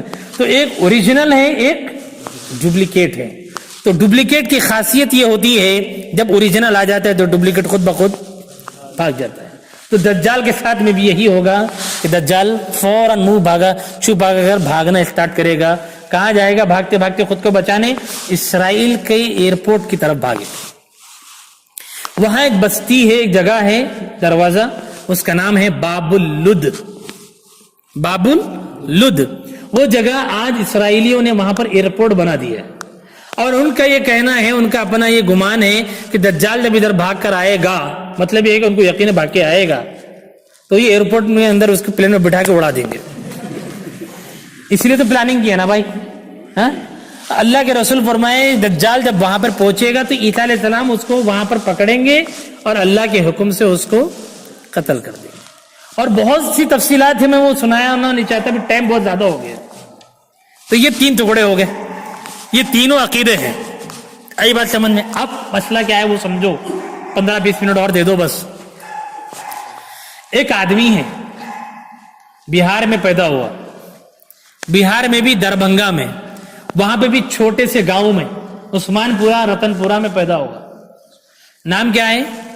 محمد شکیل خان بن حنیف خان. آئی بات سمجھ؟ اس کا یہ کہنا ہے کہ جی حضور نے قیامت کے آنے کی جتنی نشانیاں اور تفصیلات بتلائی ہے وہ ہمارے زمانے میں پوری ہو گئی ہے. خاص طور پر یہ 3 نشانیاں، مہدی کا پیدا ہونا، دجال کا نکلنا، عیسیٰ علیہ السلام کا آنا اور مہدی کے زمانے کی جنگیں، یہ بھی ہو گئی. سمجھ میں آ رہی بات؟ جنگ تھی نا، خطرناک لڑائی ہونے والی ہے. اللہ کے نبی نے فرمایا کہ مہدی کے زمانے میں ایک لڑائیاں ہوں گی خطرناک. کیسی لڑائیاں ہوں گی؟ اللہ کے نبی نے فرمایا ایسی لڑائی ہوگی کہ اس سے پہلے اتنی بھیانک لڑائی لڑی نہیں گئی ہوگی، اور اس قدر لمبا مجمع ہوگا لڑائی لڑنے والوں کا کہ پرندہ اڑے گا لیکن اڑتے اڑتے تھک کر گرے گا اور مر جائے گا. اتنا بڑا میدان ہوگا لڑائی کا. تو یہ شکیل خان کہتا ہے کہ مہدی آ چکے ہیں، لڑائیاں ہو چکی ہیں، دجال نکل چکا ہے، عیسیٰ آ چکے ہیں. اب سوال یہ پیدا ہوا کہ بھائی کہاں ہیں تینوں؟ لڑائیاں کہاں ہوئی؟ ہے نا، پوچھنا پڑے گا نا بھائی.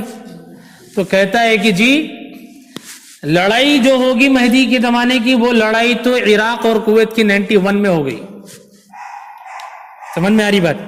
91 میں عراق اور کویت کی جو لڑائی ہوئی تھی पूरी दुनिया की मीडिया ने उस वक्त में ये कहा था कि इतनी खतरनाक लड़ाई है कि आज से पहले दुनिया में इतनी खतरनाक लड़ाई नहीं लड़ी गई और कभी इतनी बमबारी नहीं हुई और कभी इतने इंसान नहीं मरे जितने इस लड़ाई में मरे हैं। लिहाजा हुजूर ने जो बात इरशाद फरमाई कि एक बड़ी जंग होगी, बहुत बड़ी लड़ाई होगी, वो जंग से मुराद 91 में लड़ी जाने वाली इराक और कुवैत की लड़ाई है। अच्छा साहब, ठीक है।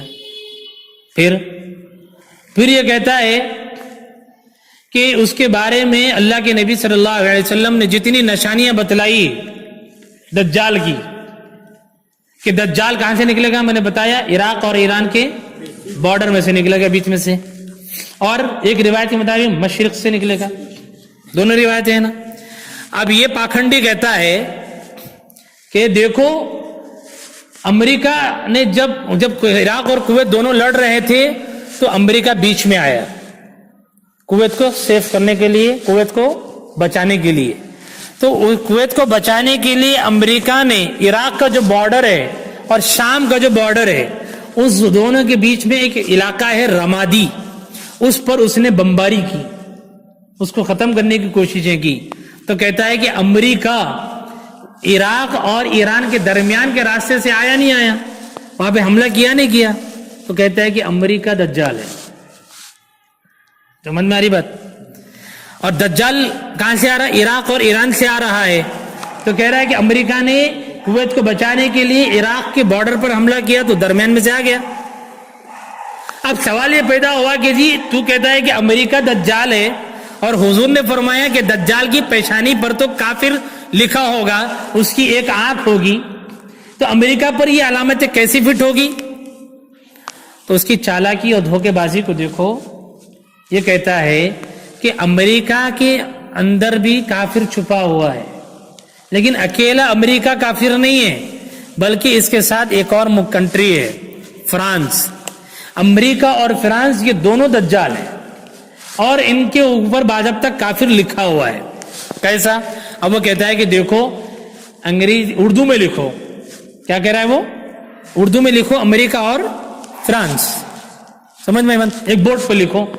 हम कहते हैं कि जी उर्दू में क्या, इंग्लिश में लिखो, लिखो अंग्रेजी में अमेरिका, उसके बाद में लिखना है फ्रांस। लिख दिया आपने, दोनों को अटैच करके लिखना है। अब करना यह है कि अमेरिका में से अमेरी डिलीट करना है हमको। डिलीट कर दिया, क्या बच गया? अमेरिका में से क्या बचा? का। अब फ्रांस जो उसकी बिल्कुल बाजू में लिखा है, उसमें से आखिर का पूरा डिलीट करना है, आंस। क्या बचा? फिर आंस है ना भाई, तो आंस तो पूरा गया, गायब, बचा क्या? फिर अब कह रहे देखो दोनों को मिलाने से क्या बचा? अमेरिका और फ्रांस में काफिर है नहीं है, तो दज्जाल की पेशानी पे माथे में जो काफिर लिखा होगा, हुजूर ने बयान फरमाया था, वो तो यहाँ लिखा है, हमको समझ में नहीं आ रहा था, इसको ढूंढना पड़ता है भाई। ये कहा उसने। तो फिर उससे पूछा क्या ठीक है, जब ऐसी बात है तो फिर हुजूर ने फरमाया कि दज्जाल एक आंख से देखेगा, वो कहाँ है? हाँ, बोले कि देखो अमेरिका और फ्रांस दोनों ने मिलकर सैटेलाइट बनाया। क्या है? अमेरिका और फ्रांस दोनों ने मिलकर सैटेलाइट बनाया है, और सैटेलाइट जो है वो पूरी दुनिया को कैच कर रहा है, पूरी दुनिया को देख रहा है सैटेलाइट। है बस, जब पूरी दुनिया को देख रहा है तो वो एक कैमरे से देखेगा। सैटेलाइट जो होगा वो कैसे देखेगा? पूरी दुनिया की फोटोज उसके पास कैसे आ रही है? बस अब तक कैमरा है उसका, वो कैमरे से देख रहा है। तो कैमरा एक है कि दो है? एक है। समझ में मन? तो एक आंख से देखेगा, मतलब सैटेलाइट का जो कैमरा वो एक ही तो है, तो वही एक आंख दज्जाल की। अजीब बात है, कंट्री जमीन में है, आंख आसमान में लटकी हुई है। समझ में आ रही बात? ये है इनकी हरकतें। फिर अभी आगे बढ़िए, इससे पूछो, इससे कहा गया कि भाई साहब अल्लाह के नबी ने कहा है कि दज्जाल के जो बाल होंगे ना वो बिल्कुल अजीब और गरीब होंगे। वो बाल कहाँ है फिर? अब अमेरिका कंट्री को तो बाल बता नहीं सकता ना, जयपुर के बाल है, राजस्थान के बाल है, ऐसा होगा भी? किसी कंट्री को कभी आपने बाल लगे देखा है? हा? अब इसको भी बताना था बाल। कहा कि 91 में जो जंग हुई थी ना इराक की और कुवैत की, اس وقت میں امریکہ کا جو پریسیڈنٹ تھا جارج بش، اس کے بال ہیں. بات سمجھ میں آ رہی ہے کچھ؟ اچھا جی ٹھیک ہے، چلو اور آگے چلو. اس نے کہا، اس سے پوچھا گیا کہ اللہ کے رسول نے فرمایا کہ دجال نبی ہونے کا دعویٰ کرے گا، تو امریکہ اور فرانس نے کب کہا ہے کہ ہم نبی ہیں؟ سوال ہے نہیں ہے؟ اب پاگل بنا رہا، لوگوں کو بیوقوف بنا رہا. کہتا ہے اگر تم اس زمانے کے اخبارات پڑھو 91 92 کے، ٹھیک ہے، تو اس زمانے میں اس وہاں کا جو زمبابوے کا صدر تھا، ٹھیک ہے، تو اس نے کہا کہ دیکھو اس زمانے کے اگر اخبارات کو پڑھو گے اور جارج ڈبلیو بش کا اگر آپ یوٹیوب پر بیان سنو گے تو جارج ڈبلیو بش نے کہا تھا اس ٹائم پہ افغانستان کی جو جنگ ہوئی تھی 2001 اور 3 میں، 2 لڑائیاں ہوئی نا، ایک ہے عراق کی اور کویت کی لڑائی جس میں امریکہ بھی گھسا، اور ایک لڑائی ہوئی تھی افغانستان کی جس میں امریکہ نے حملہ کیا تھا، ٹھیک ہے. تو اس وقت میں جتنے یو این او تھے، جتنے یو این او کنٹریز ہے، انہوں نے امریکہ کو روکا تھا کہ بھائی یہ کام مت کرو، لیکن امریکہ نے کسی کی سنی نہیں ہے، وہ اکیلے اپنے بلبوتے پہ گیا اور اس نے حملہ کیا. تو جب اس سے پوچھا گیا کیوں کر رہے ہو یہ کام، اس وقت میں جارج ڈبلیو بش نے کہا تھا مجھ سے خدا نے کہا ہے کہ میں اس پر جا کے حملہ کروں. جارج ڈبلیو بش کے یہ ورڈز ہیں کہ افغانستان پر اس نے جو حملہ کیا، عراق پر جو حملہ کیا، کیا کہتا ہے کہ مجھ سے خدا نے کہا کہ میں جا کر حملہ کروں. اب شکیل کہتا ہے دیکھو امریکہ کا جو پریسیڈنٹ تھا اس نے کہا کہ خدا نے مجھ سے کہا. خدا کس سے کہتا ہے؟ نبی سے کہتا ہے. تو جارج ڈبلیو بش امریکہ کا صدر نے نبی ہونے کا دعویٰ کیا کہ نہیں کیا؟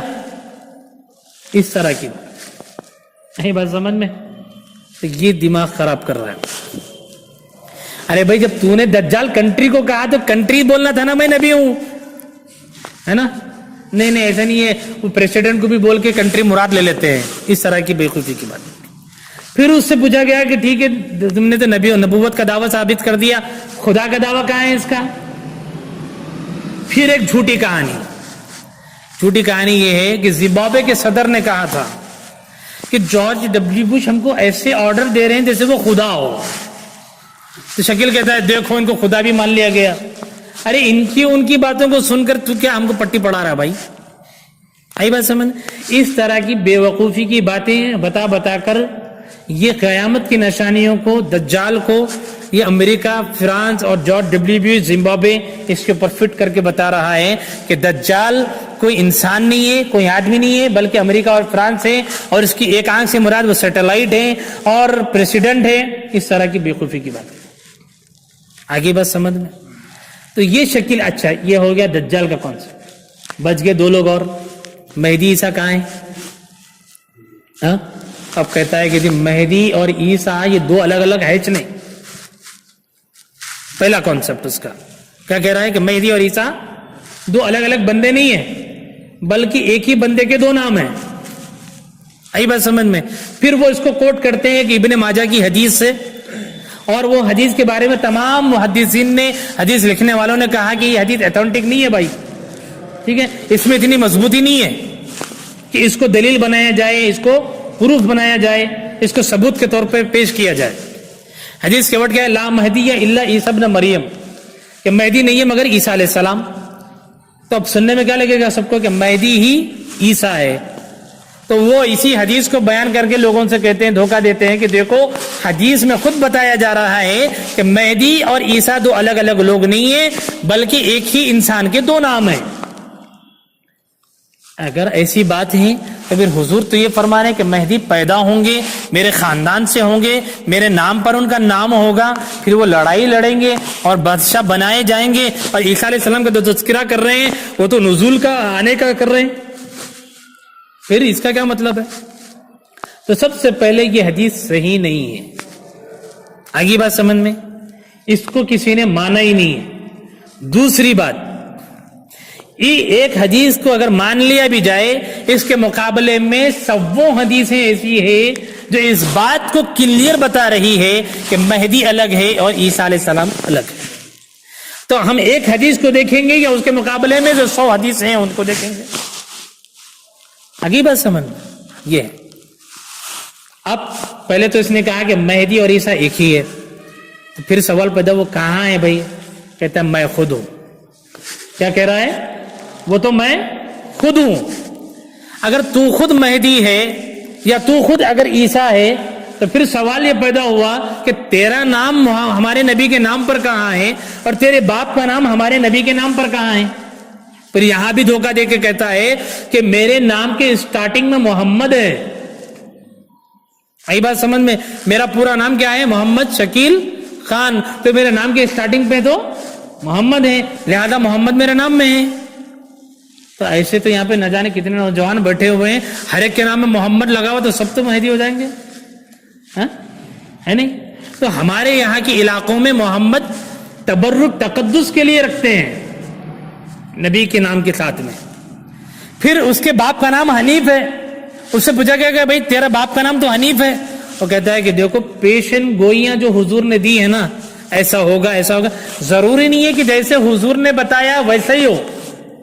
حضور نے بتایا کہ اس کے باپ کا، حضرت مہدی کے باپ کا نام، والد کا نام اب میرے نام پر ہوگا، میرے والد کے نام پر ہوگا. تو یہاں پہ عربی میں جب باپ کہا جاتا ہے تو باپ سے کبھی چچا بھی مراد ہوتے ہیں، کبھی دادا بھی ہوتے ہیں، کبھی پردادا بھی ہوتے ہیں. عربی میں ایسا ہوتا ہے کبھی. تو اب شکیل اسی کو سہارا بنا کے کہتا ہے کہ جی یہاں پر بھی ایسا ہی ہوا ہے. یہاں پر جو ہے میرے ابا کا جو نام ہے وہ حضور کے ابا کے نام پر ہونا ضروری نہیں ہے، بلکہ حضور کے خاندان میں جس کا نام بھی حنیف رہے گا وہ مراد ہے. اور حضرت ابراہیم کو قرآن نے حنیف سے یاد کیا ہے، لہذا پر دادا کا نام حضور کے میرے ابا کے نام کے ساتھ مشابہت ہوگی، برابر ہو گیا. آئی بات سمجھ میں؟ اتنا فراڈ اس نے کھیلا ہے. اگر ایسا ہی ہے، اگر کسی بچے کا نام شکیل ہو اور اس کے باپ کا نام حقیقت میں حنیف ہو تو پھر وہ شکیل بن حنیف بھی، ہر شکیل بن حنیف نام والا آج کیا ہونا چاہیے؟ مہدی ہو جانا چاہیے. نہیں. اسی طریقے سے اللہ کے نبی نے مہدی کو پہچاننے کی دوسری علامت یہ بتائی کہ مہدی مدینے میں پیدا ہوں گے. شکیل کہتا ہے کہ دیکھو مدینہ عربک ڈکشنری میں شہر کو کہتے ہیں، سٹی جیسا انگلش میں سٹی بولتا ہے. آپ کون سی سٹی سمجھیں گے؟ اینی ون، کوئی بھی سٹی ہو سکتی ہے. تو عربک میں بھی اینی ون، جہاں پہ کسی بھی شہر کو بتانا ہوگا تو وہاں پہ ایک لفظ آتا ہے مدینہ. یہ بات سمجھ میں؟ عربی میں اس طرح کا استعمال ہوتا ہے. شکیل اس ورڈ کو لے کے کہتا ہے کہ مہدی کے مدینے میں پیدا ہونے کا مطلب یہ ہے کہ وہ دنیا کے کسی بھی شہر میں پیدا ہو. یہ دھوکہ دے رہا ہے. جبکہ دنیا میں جتنے مسلمان پیدا ہوئے، حضرات صحابہ کرام، ان کے بعد تابعین، تبع تابعین، حدیث لکھنے والے، سب نے یہاں پر مدینے سے مراد مدینہ طیبہ سمجھا ہے. اور خود حضور علیہ الصلوۃ والسلام نے ایک موقع پر جہاں پر دجال کا تذکرہ فرمایا اور مہدی علیہ رضوان کا تذکرہ فرمایا، وہاں پر مدینہ کا لفظ استعمال فرماتے ہوئے کہا یہ مدینہ، یہ مدینہ، یہ مدینہ، 3 مرتبہ کہا. اگر اللہ کے نبی کے ورڈ میں گنجائش ہوتی کہ مدینے سے دنیا کا کوئی بھی شہر ہو تو پھر حضور کو کہنے کی ضرورت نہیں پڑتی کہ یہ طیبہ ہے، یہ طیبہ ہے، یہ طیبہ ہے، بولنے کی ضرورت نہیں. تو حضور نے جب مدینہ کہا تو آگے چل کر بتا دیا کہ مدینے سے مراد میرا شہر ہے. آگے بس سمجھ. اس کا تیسرا دھوکہ یہ ہے کہ جب اس نے کہا کہ مدینے سے مراد دنیا کا کوئی بھی سٹی ہو سکتا ہے، پھر اس کو ہلو خاص کرتا ہے کہ وہ کہتا ہے کہ دیکھو شہر سے مراد دلی کا شہر. آئی بات سمجھ. کیا کہہ رہا ہے؟ شہر سے مراد دنیا کا کوئی بھی شہر، پہلے تو یہ کہا، پھر ہلو اسی ورڈ کو کیا کر رہا ہے؟ دلی کہہ رہا ہے. اس سے پوچھا گیا کہ دلی میں کیسا ہوں گے بھائی؟ دلی کیسے مدینہ ہو گیا؟ وہ کہتا ہے مدینے کی طرف ہے نا. سمجھ میں ایمان کیا کہہ رہا ہے؟ اس ڈائریکشن میں ہے وہ. اس طرح دھوکہ دے رہا. پھر آگے چل کے اس سے پوچھا گیا کہ تیرا نام تو شکیل خان ہے اور حضرت محمد رسول اللہ صلی اللہ علیہ وسلم نے فرمایا کہ مہدی کا خاندان تو سید گھرانہ ہوگا، میرے خاندان سے ہوں گے، اور تو پٹھان خاندان سے ہے، تیرا نسب کہاں ہے؟ تیرا شجرہ بتا. تو کہنے لگا دنیا میں کسی انسان کا شجرہ ہے کیا؟ کسی کا بایو ڈاٹا ہے کیا دنیا میں؟ جب دنیا میں کسی کا بایو ڈاٹا نہیں ہے تو میرے بایو ڈاٹے کی کیا ضرورت ہے؟ یہ جواب صحیح ہے کہ غلط ہے اس کا؟ ہاں کیسے جواب کیا ہے پھر آپ کے پاس؟ جواب ہونا چاہیے نا. حدیث ہے ایک ہمارے پاس. اللہ کے نبی صلی اللہ علیہ وسلم کے زمانے میں ایک واقعہ پیش آیا کہ حضور علیہ الصلوۃ والسلام کو مکے میں داخل ہونے نہیں دیا گیا ایک مرتبہ. یاد ہے آپ کو واقعہ؟ یاد نہیں تو کبھی اپنے مولوی صاحب سے سن لینا اس واقعے کو.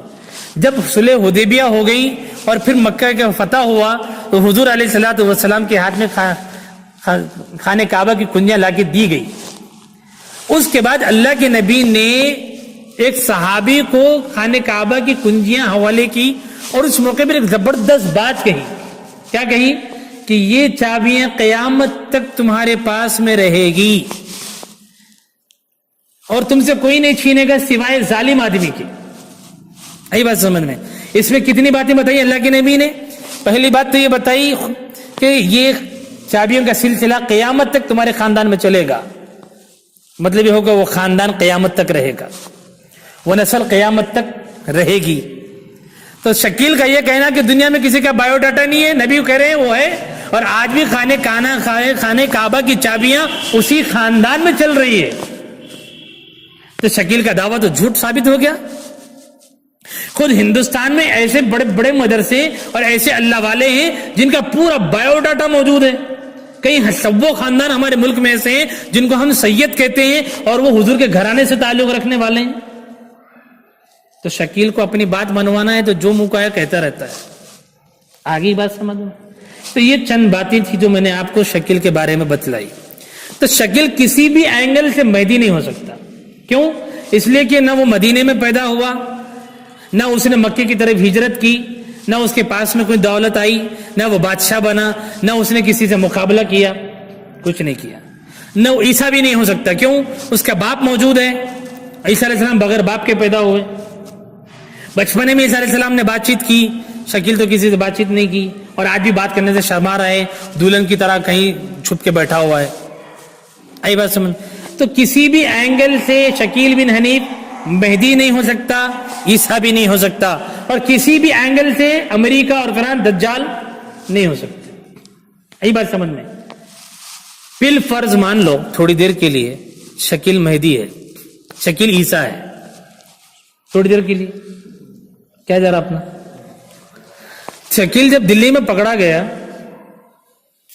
تو وہاں کے مسلمانوں نے شکیل کا ٹخلا بنایا, گنڈو, اور اچھی خاصی کالک بھی تھوپی.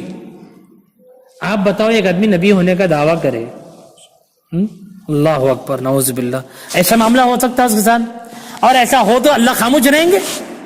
فوراً عذاب آ جائے گا, نہیں آئے گا؟ ہاں جی. اور اچھا اتنے مار کھانے کے بعد میں پھر جا کے چھپ جائیں گے؟ اللہ کے نبی تو فرما رہے کہ مہدی تو باضابطہ لڑائی لڑیں گے, عیسیٰ علیہ السلام دجال سے مقابلہ کریں گے. اور اس پاکھنڈی کا حال یہ ہے کہ نہ جانے کہاں گھونگھٹ پہن کر کس غار میں چھپا بیٹھا ہے, کسی سے ملنے کو تیار ہی نہیں ہے. کیوں؟ اس کو پتا ہے اگر میں جا کے پھر سے ملوں گا تو اس مرتبہ تو خالی ٹخلا ہوا تھا, اس مرتبہ اچھی خاصی دھلائی ہو جائے گی, ہے نا. حیدرآباد میں جتنے شکیلی پکڑے گئے سب کے ٹخلے بنے. تو شکیلی جتنے بن رہے ہیں ان کی مقدر میں اللہ نے ٹخلا بننا لکھ دیا. آگے بات سمجھ میں. تو میرے عزیز دوستوں, نوجوانوں, یہ جو شکیلی ہے یہ آپ کے اپنے علاقے میں کام کر رہے ہیں, بڑی تیزی کے ساتھ کام کر رہے ہیں. ایک ایک بچے کو جا کے پکڑ رہے ہیں, ان سے کہتے ہیں کہ جی آپ کو معلوم ہے قیامت کے بارے میں کچھ جانتے ہیں آپ؟ کالج کے بچے, ہم کو کچھ بھی نہیں معلوم. اچھا اچھا اچھا ٹھیک ہے. نماز کہاں پڑھتے ہیں آپ؟ فلاں مسجد میں. اچھا کسی مولانا سے تعلق ہے آپ کا؟ نہیں نہیں کسی مولانا سے. او سمجھ, ہاں بکرا مل گیا مجھے تو. آگے بات سمجھ. اب وہ ایسے بچے کے دماغ کو ٹارگیٹ بنائے گا, اس کو اب قیامت کی علامتیں بتائے گا اس کے دماغ کے اعتبار سے. اور جتنی جنگیں ہوئی ابھی ہمارے زمانے میں 90s کے پیریڈ سے, وہ تمام جنگوں کو لے کر کے فٹ کرے گا کہ دیکھو یہ ہے یہ ہے یہ ہے. پھر بتائے گا دیکھو حضور نے پیشن گوئی کی تھی کہ جوتے کا جو اوپر کا جو تلہ آتا ہے نا وہ بات کرے گا. اب اس کو کیسے سمجھیں گے ہم؟ اب وہ کہتا ہے ہیڈ فون ہے، وہ کیسے؟ اب جیسے آپ دیکھیں چپل کا اوپر کا جو ڈیزائن ہے نا، ہم جو چپل پہن رہے ہیں اس کا ڈیزائن دیکھو آپ کیسا ہے. ہم جب چپل پہننے کے لیے پیر ڈالیں گے تو سامنے ایک پٹی ہوگی جس میں ہمارا انگوٹا جا کے رک جائے گا، ہو گیا. پیچھے جب وہیں سے جو نا 2 پٹیاں نکلیں گی، جو ہماری ایک رائٹ سائڈ میں جائے گی پیر کے، ایک لیفٹ سائڈ میں جائے گی. تو ہیڈ فون کا بھی جو شیپ ہے نا وہ یہاں سے شروع ہوگا، اس طرح سے جا کے ہمارے 2 کانوں میں لگے گا. تو بات ہو رہی نا بھائی؟ بات ہو رہی کہ نہیں ہو رہی؟ کس سے بنا؟ وہ اس چمڑے سے بنا نا بھائی، ہے نہیں ہے؟ اب یہ مثال دے کر آپ کو بولے گا کہ ہیڈ فون وہ حدیث کا مصداق ہے. حضور نے جو فرمایا تھا کہ تلہ بات کرے گا، جوتے کا تسمہ بات کرے گا، سے مراد یہ چمڑے سے بنے ہوئے ہیڈ فون ہیں جو آج کے زمانے میں بات کر رہے ہیں، اور اللہ کے نبی کی بتائی ہوئی پیشن گوئی پوری ہو گئی. اس بات کو اس زمانے کے علماء نہیں سمجھ سکے، ہم کو اللہ نے سمجھا دیا. جب اس طرح کی بات ہوگی تو یقیناً ہماری بھی دماغ چکرائیں گے، واہ کیا خطرناک بات ہے، ہم کو پتہ ہی نہیں چلا، باقی بات تو صحیح ہے ایسا لگے گا. لیکن کیا ایسا ہی ہے؟ ایسا نہیں ہے بڑے بھائی. تو پھر آپ بولیں گے مولانا اس کا صحیح مطلب کیا ہے؟ ہاں جب حضور نے فرمایا تو کچھ تو ہونا چاہیے نا بھائی. ہاں کچھ تو ہونا نا مولانا، پوچھ لو. بولیں گے آپ اس کا جواب یہ ہے کہ یہ واقعہ ابھی دنیا میں ہوا ہی نہیں. یہ واقعہ ابھی تک دنیا میں ہوا ہی نہیں ہے. وہ وقت جب آئے گا تو دنیا دیکھے گی کہ کیسے جوتے کا تسمہ بات کر رہا ہے، دیکھے گی دنیا. تو آپ بولیں گے ایسا بھی ہوتا کیا؟ آپ سوچنا چاہیے ایسا بھی ہوتا کیا؟ ایسا ہوتا کیا نا، ایسا ہوا ہے. ایسا ہوا ہے نبی کے زمانے میں. کیا ہوا ہے نبی کے زمانے میں؟ ایک مرتبہ اللہ کے نبی علیہ الصلوۃ والسلام مدینہ طیبہ میں مسجد نبوی میں بیٹھے ہیں، اور ہمیشہ اللہ کے نبی کی عادت تھی کہ ایک کھجور کے درخت کے پاس میں بیٹھتے تھے، تنے کے پاس. وہ اس زمانے میں پلر تھا. تو جب کام بڑھا اللہ کے نبی صلی اللہ علیہ وسلم اس جگہ پہ بیٹھنا چھوڑ دیا، دوسری جگہ پہ بیٹھ گئے آ کے. تو وہ کھجور کا جو درخت تھا، جو تنا تھا، وہ رو رہا تھا. اور اس وقت میں جتنے صحابہ نبی کے ساتھ میں تھے سب نے اس رونے کی آواز کو سنا. آئی بات سمجھ میں؟ تو کھجور میں کے درخت میں کے تنے میں اس کا زبان ہے کیا؟ اس کا ساؤنڈ تو سنے آیا نا. جب ایسا ہوا ہے تو پھر کسی زمانے میں یہ ہوگا. جو لفظ اللہ کے نبی نے فرمایا ہے کہ جوتے کا تسمہ بات کرے گا، تو یقیناً ہمارا ایمان اور ہمارا عقیدہ ہے کہ جوتے کا تسمہ ہی بات کرے گا. ایسا نہیں کہ ہیڈ فون بات کرنے لگ جائے، اور ایسا تو پھر ختم ہی ہو گیا، مسئلہ ہی ختم ہو گیا. آگے بات سمجھ میں؟ تو یہاں رک کر ایک 5-6 منٹ 100 اور لے لو. ایک اہم امپورٹنٹ بات بتا کے بات ختم ہو. دیکھو شکیل نے جو سب سے بڑا دھوکہ دیا ہے لوگوں کو بھٹکانے کا، وہ یہ ہے اسے نے یہ کہا کہ حضور کی جتنی پیشن گوئیاں ہیں کہ ایسا ہوگا ایسا ہوگا ایسا ہوگا، تو وہ پیشن گوئی میں جتنے ورڈز اللہ کے نبی نے یوز کیے ایک ضروری نہیں ہے کہ وہی ہو. اس نے ایک فاؤنڈیشن بنایا یہ کیا کہ حضور کی جتنی پیشن گوئیاں ہیں اس میں جتنے ورڈز آئے ہیں ایسا ہی ہونا ضروری نہیں ہے. پھر اس بات کو ثابت کرنے کے لیے وہ ایک واقعہ سنائے گا. کیا ہے وہ واقعہ؟ وہ یہ ہے اللہ کے نبی کی جب زندگی کے آخری دن تھے، تمام بیویاں حضور کی موجود تھی. حضور نے اس موقع پر اپنی بیویوں سے کہا کہ مجھ سے تم سب سے پہلے ملنے والی عورت وہ ہوگی جس کا ہاتھ لمبا ہوگا. آئی بات سمجھ میں؟ تو یہ پیشن گوئی ہے نا حضور کی. تو حضور جب دنیا سے پردہ فرما گئے تو تمام بیویوں نے اپنے ہاتھوں کو ناپا. سمجھ میں بات؟ تو ہاتھ کس کا لمبا نکلا؟ حضرت سودا رضی اللہ عنہا کا. کس کا نکلا بھائی؟ حضرت سودا کا. یہ حضور کی بیگم ہے، ہماری ماں ہے. لیکن جب انتقال ہوا تمام بیویوں میں تو سب سے پہلے انتقال ہو رہا ہے حضور کے بعد حضرت زینب رضی اللہ عنہا کا. کس کا انتقال ہوا؟ حضرت زینب رضی اللہ عنہ. اب شکیل کہتا ہے کہ دیکھو حدیث میں تو ہے کہ جس کا ہاتھ لمبا ہوگا ان کا انتقال ہوگا، تو انتقال تو حضرت سودا کا ہونا تھا، لیکن ہوا کس کا؟ زینب کا. تو سب پریشان ہو گئے کہ ایسے کیسے ہو گیا. تو حضرت عائشہ نے اس کا جائزہ لیا اما جان نے اور کہا کہ ہم تمام بیویوں میں سب سے زیادہ صدقہ خیرات کرنے والی عورت, سخاوت کرنے والی عورت حضرت زینب رضی اللہ عنہا ہیں. تو یہاں پر ہاتھ کے لمبا ہونے سے مراد خرچہ کرنے میں جس کا ہاتھ لمبا ہوگا وہ مراد ہے. اس کا جواب کس نے دیا؟ اب شکیل اس کا بھی فائدہ اٹھا کے کہتا ہے کہ دیکھو حدیث میں تو ہاتھ کے لمبے ہونے کا ذکر تھا اور انتقال حضرت اما جان سودا کا ہونا تھا, لیکن حضرت زینب کا ہوا. تو پتہ کیا چلا کہ حدیث میں جو ورڈ بتائے جاتے ہیں پرٹیکولر وہی ہو یہ ضروری نہیں ہے. ایسا ہوتا تو حضرت سودا کا انتقال پیدا ہو تو پہلے ہوتا. لہذا اسی طریقے سے مہدی کے پہچاننے میں, دجال کے پہچاننے میں, عیسیٰ کے پہچاننے میں جتنے ورڈ اللہ کے نبی نے بیان کیے ہیں ضروری نہیں ہے کہ وہی ہو. آئی بات سمجھ میں؟ بلکہ ہم کو تلاش کرنا پڑے گا, ڈھونڈنا پڑے گا. اس کا سہارا لے کے کہتا ہے کہ جی میں مہدی ہوں, میں عیسیٰ ہوں. پھر ثابت کرتا ہے کہ میرے نام کے شروع میں محمد ہے, میرے باپ کا نام چونکہ حنیف ہے تو حضور کے دادا جان حضرت ابراہیم کے نام میں حنیف ہے, اس لیے میں مہدی بن گیا. آئی بس. تو اس کا جواب کیا ہے؟ پھر اس کا جواب کیا ہے کہ حضور کے جو الفاظ پیشن گوئیوں میں وہ تو جو بولتے ہیں وہ ہوتا نہیں ہے, بتا رہے ہیں. نعوذ باللہ. ایسا مطلب یہ ہو جا رہا کہ نبی نے ہم کو تو پریشانی میں ڈال دیا. استغفر اللہ. یہ نا مطلب نکلا, یہی تو مطلب نکلا نا کہ حضور نے تو ہم کو پریشانی میں ڈال دیا. ایسا ہے کیا؟ ایسا نہیں ہے. مثال جواب یہ ہے کہ اللہ کے نبی علیہ الصلوۃ والسلام نے جتنی پیشن گوئیاں کی ہے اس میں سے اکثر ایسی ہے جو زبان سے لفظ نکلے نبی کے وہی ہوئے. جیسے بدر کے میدان میں اللہ کے رسول صلی اللہ علیہ وسلم نے صحابہ سے کہا تھا کہ صبح میں جب لڑائی ہوگی دشمنوں سے تو عتبہ کی لاش یہاں ہوگی, امیہ بن خلف جو کفار مکہ کا سردار ہے اس کی لاش یہاں پڑی ہوگی, عتبہ کی لاش یہاں پڑی ہوگی.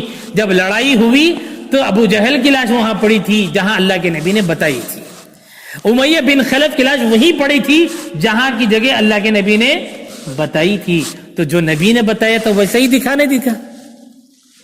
تو پتہ کیا چلا کہ نبی جو بولتے ہیں ویسا ہی ہوتا ہے. دوسری مثال لے لو. اللہ کے نبی صلی اللہ علیہ وسلم کے پیچھے ایک آدمی نے حضور کا پیچھا کیا, سراقہ ان کا نام تھا. سراقہ نے جب حضور کا پیچھا کیا اور پکڑنا چاہا, پکڑ نہیں سکا اور اللہ کے نبی نے اس کو چھوڑ دیا. اس موقع پر حضرت سراقہ سے کہا, جو بعد میں پھر مسلمان بھی ہوئے, ان سے کہا کہ ایک وقت آئے گا کہ تمہارے ہاتھوں میں سونے کے کنگن پہنائے جائیں. سمجھ میں؟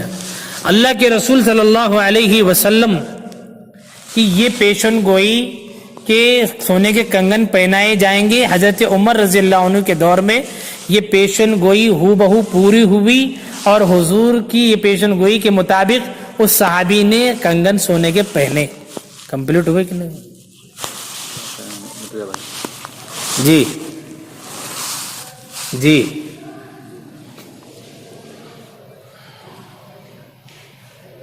آ رہے ہیں ابھی. جی ہاں ٹھیک ہے. دیکھو دجال کا تذکرہ چل رہا, بے چینی یہاں لگی ہے. ہاں تو یہ بات ہو گئی. اب رہ گیا شکیل کا اعتراض کہ پھر وہاں تو انتقال حضرت سودا کا ہونا تھا اور انتقال ہو گیا کس کا؟ زینب کا. اس کا جواب کیا ہے؟ اس کا جواب اسی حدیث میں ہے. اس کا جواب اسی حدیث میں ہے. کیا انتقال جب ہوا تو نبی کی بیوی نے کیا کام کیا؟ ہاتھ ناپے. حضور نے بولے تو ہی ماپے نا, حضور نے بولے تھے تبھی تو ماپے. اپنی طرف سے کوئی مطلب سمجھا نہیں سمجھا. یہی بات سمجھ میں؟ حضور نے جو بتایا تھا اسی کے مطابق انہوں نے ہاتھ ناپا. اور عرب کے کلچر میں, عرب کی ڈکشنری میں جب ہاتھ لمبا بولتے ہیں تو دو میننگ ہوتے ہیں. ایک تو واقعی میں ہاتھ لمبا ہو یا پھر خرچہ کرنے میں ہاتھ لمبا ہو. تو پہلے کس میننگ پر انہوں نے کوشش کی عمل کرنے کی؟ ہاتھ ناپنے کی کوشش کی کہ وہ ایسا ہو جائے تو ٹھیک ہے بھائی, ورنہ تو پھر سیکنڈ مانا تو پہلے سے. تو خود سے بنایا نہیں ہے, خود سے سمجھا بھی نہیں ہے. وہاں کے کلچر میں, وہاں کے ماحول میں یہ ورڈ کا میننگ پہلے سے طے ہے. آگے بات سمجھ. تو اس طرح سے یہ لوگ دھوکہ دیتے ہیں. میرے بھائیوں ایسے فتنوں سے بچو, اپنے نوجوان ساتھیوں کو ایسے فتنے سے بچاؤ. اوپر سے فون بھی آ گیا, جلدی آنا ہے, اب دعا کرو. اللهم صل على محمد وعلى آل محمد وبارك وسلم. اللهم أنت السلام ومنك السلام, تبارك ربنا وتعاليت يا ذا الجلال والإكرام. اللهم ربنا آتنا في الدنيا حسنة وفي الآخرة حسنة وقنا عذاب النار. اے پیارے اللہ, اپنے کرم سے ہمارے گناہوں کو معاف فرما, ہماری خطاؤں کو درگزر فرما. مولا ہماری ایمان کی حفاظت کا سامان فرما. مولا ہم یہاں پر جڑے ہیں, اے اللہ آپ کی رضا کے لیے جڑے ہیں اور اس بات کی فکر کے لیے جڑے ہیں. مولا کیسے ہم اپنے ایمان کو بچائیں, کیسی پوری امت کی ایمان کی حفاظت کریں. اے اللہ اس فکر کو لے کر بیٹھے ہیں اور فتنے کی حقیقت کو سمجھنے بیٹھے ہیں. مولا ہم میں تو اتنی طاقت نہیں ہے کہ ہم اپنی ایمان کی حفاظت کر سکیں اور پوری امت کے ایمان کو بچا سکیں. مولا ہم ایک تو چھوٹے ہیں. مولا ہم میں ہمارے اندر کوئی کمال نہیں ہے. پیارے اللہ سارے کمال کی ذات آپ ہیں. اے اللہ اتنا حوصلہ دے دیجیے اور ایسی طاقت دے دیجیے کہ ہم اپنے ایمان کو بھی بچا سکیں اور وہ پوری امت کے ایمان کی حفاظت کر سکیں. اللہ آپ تمام عالم کے رب ہیں. اے اللہ تمام عالم کے خالق ہیں. مولا ہمارے اندر کچھ بھی نہیں ہے, جو بھی ہے آپ کا ہے. مولا اگر ہمارے اندر کچھ ہوتا تو ہمارے کالے بال سفید نہ ہوتے, اگر ہمارے اندر کچھ ہوتا تو ہمارے جسم کی جھلیاں نہ پڑتی, ہم جوانی سے بڑھاپے میں نہ جاتے. اے پیارے اللہ ہم میں کچھ بھی نہیں ہے. پیارے اللہ سب کچھ دینے والی ذات آپ کی ہے. میرے اللہ مرتے دم تک ہمارے ایمان کی سلامتی کا سامان فرمائیے, ایمان پر خاتمہ فرمائیے. مولا مولا ہمیں کچھ بھی نہیں چاہیے. مولا بس ایمان سلامت رکھیے, کہیں ایسا نہ ہو مولا کہ دشمن ہمارے ایمان پر حملہ کر دے, ہمارے اندر سے ایمان کو چھین لے. اے اللہ کل قیامت کے دن ہو, حضور انور نگاہوں کے سامنے ہو اور ہم سے نظر پھیر لے. اے اللہ جب ہم سوال کریں کہ کیوں ایسا ہو گیا, آقا کہہ دے کہ تم نے جھوٹے مہدی کو مان لیا, جھوٹے مسیح کو مان لیا, تم نے میرے ایمان کو خراب کر دیا, تم نے میرے اسلام کو بگاڑ دیا. اے اللہ دشمن سے ہمارے ایمان کی حفاظت فرمائیے. اے اللہ دشمن سے ہمارے ایمان کا سامان فرمائی دیجیے. اللہ ہماری نسلوں کے ایمان کو بچا لیجیے. مولا مولا جب دنیا کی نظر, ہم دنیا کے نقشے پر نظر ڈالتے ہیں, معصوم بچے اے اللہ کٹ کے مر رہے ہیں, روزانہ مر رہے ہیں. اے اللہ ان بچوں کے سامنے ان کے باپ کا سایہ اڑ گیا, ماؤں کے جنازے نکل گئے. اے اللہ باپ باپ کی نگاہوں کے سامنے بچے ختم ہو گئے. ایسے بچے بھی رہے مولا کہ جن کا سر نہیں ہے, کسی کا دھڑ نہیں ہے, کسی کا ہاتھ نہیں, کسی کا پاؤں نہیں. مولا ماں باپ اپنے بچوں کے جسم کو ٹکڑوں کو جمع کر کر دفنا رہے ہیں. مولا مولا جب انہوں نے دشمنوں سے پوچھا کیوں ہمارے بچوں کو ہمارے سامنے ٹکڑے کر رہے ہو, اے اللہ بچوں نے دشمنوں سے پوچھا کیوں ہمارے باپ کا سایہ چھین رہے ہو, کیوں ہماری ماں کا سایہ چھین رہے ہو. ہم کس کو ماں کہہ کے پکاریں گے, کس کو ابو جان کہہ کے بلائیں گے. مولا دشمنوں نے ان بچوں سے کہا کہ تم یہ کہتے ہو کہ ہمارا مذہب اسلام ہے, ہمارا مذہب وہ ہے جو محمد رسول اللہ نے لایا ہے. اے اللہ ظالموں نے بچوں سے کہا کہ تم اس دین سے رشتہ توڑ دو. اے اللہ ان معصوم بچوں نے ہاتھ اٹھا کے تیری بارگاہ میں کہا مولا باپ چلا جائے غم نہیں, ماں چلی جائے غم نہیں, باپ کے ٹکڑے ہو جائے غم نہیں. معصوم نگاہوں نے کہا باپ کے جنازے دیکھنا گوارا ہے, ماں کا جنازہ دیکھنا گوارا ہے, بہن کے جسم کے ٹکڑے ہو جائے دیکھنا گوارا کریں گے, لیکن اے محبوب تیرے دین کو نہیں چھوڑیں گے. یہ بچوں نے وعدہ کر لیا, قسم کھا لی. مولا ایسے حالات جو ہمارے اوپر نہیں ہے مولا, اس کے باوجود ہم ایمان سے بکھر گئے, ایمان سے نکل گئے. مولا ہمارے ایمان کو بچا لے, ہمارے بچوں کے ایمان کو بچا لیجیے. پیارے اللہ ایمان کو بچا لیجیے, ایک ایک بچے کے ایمان کو بچا لیجیے. مولا ہر ماں باپ کے ایمان کو بچا لیجیے.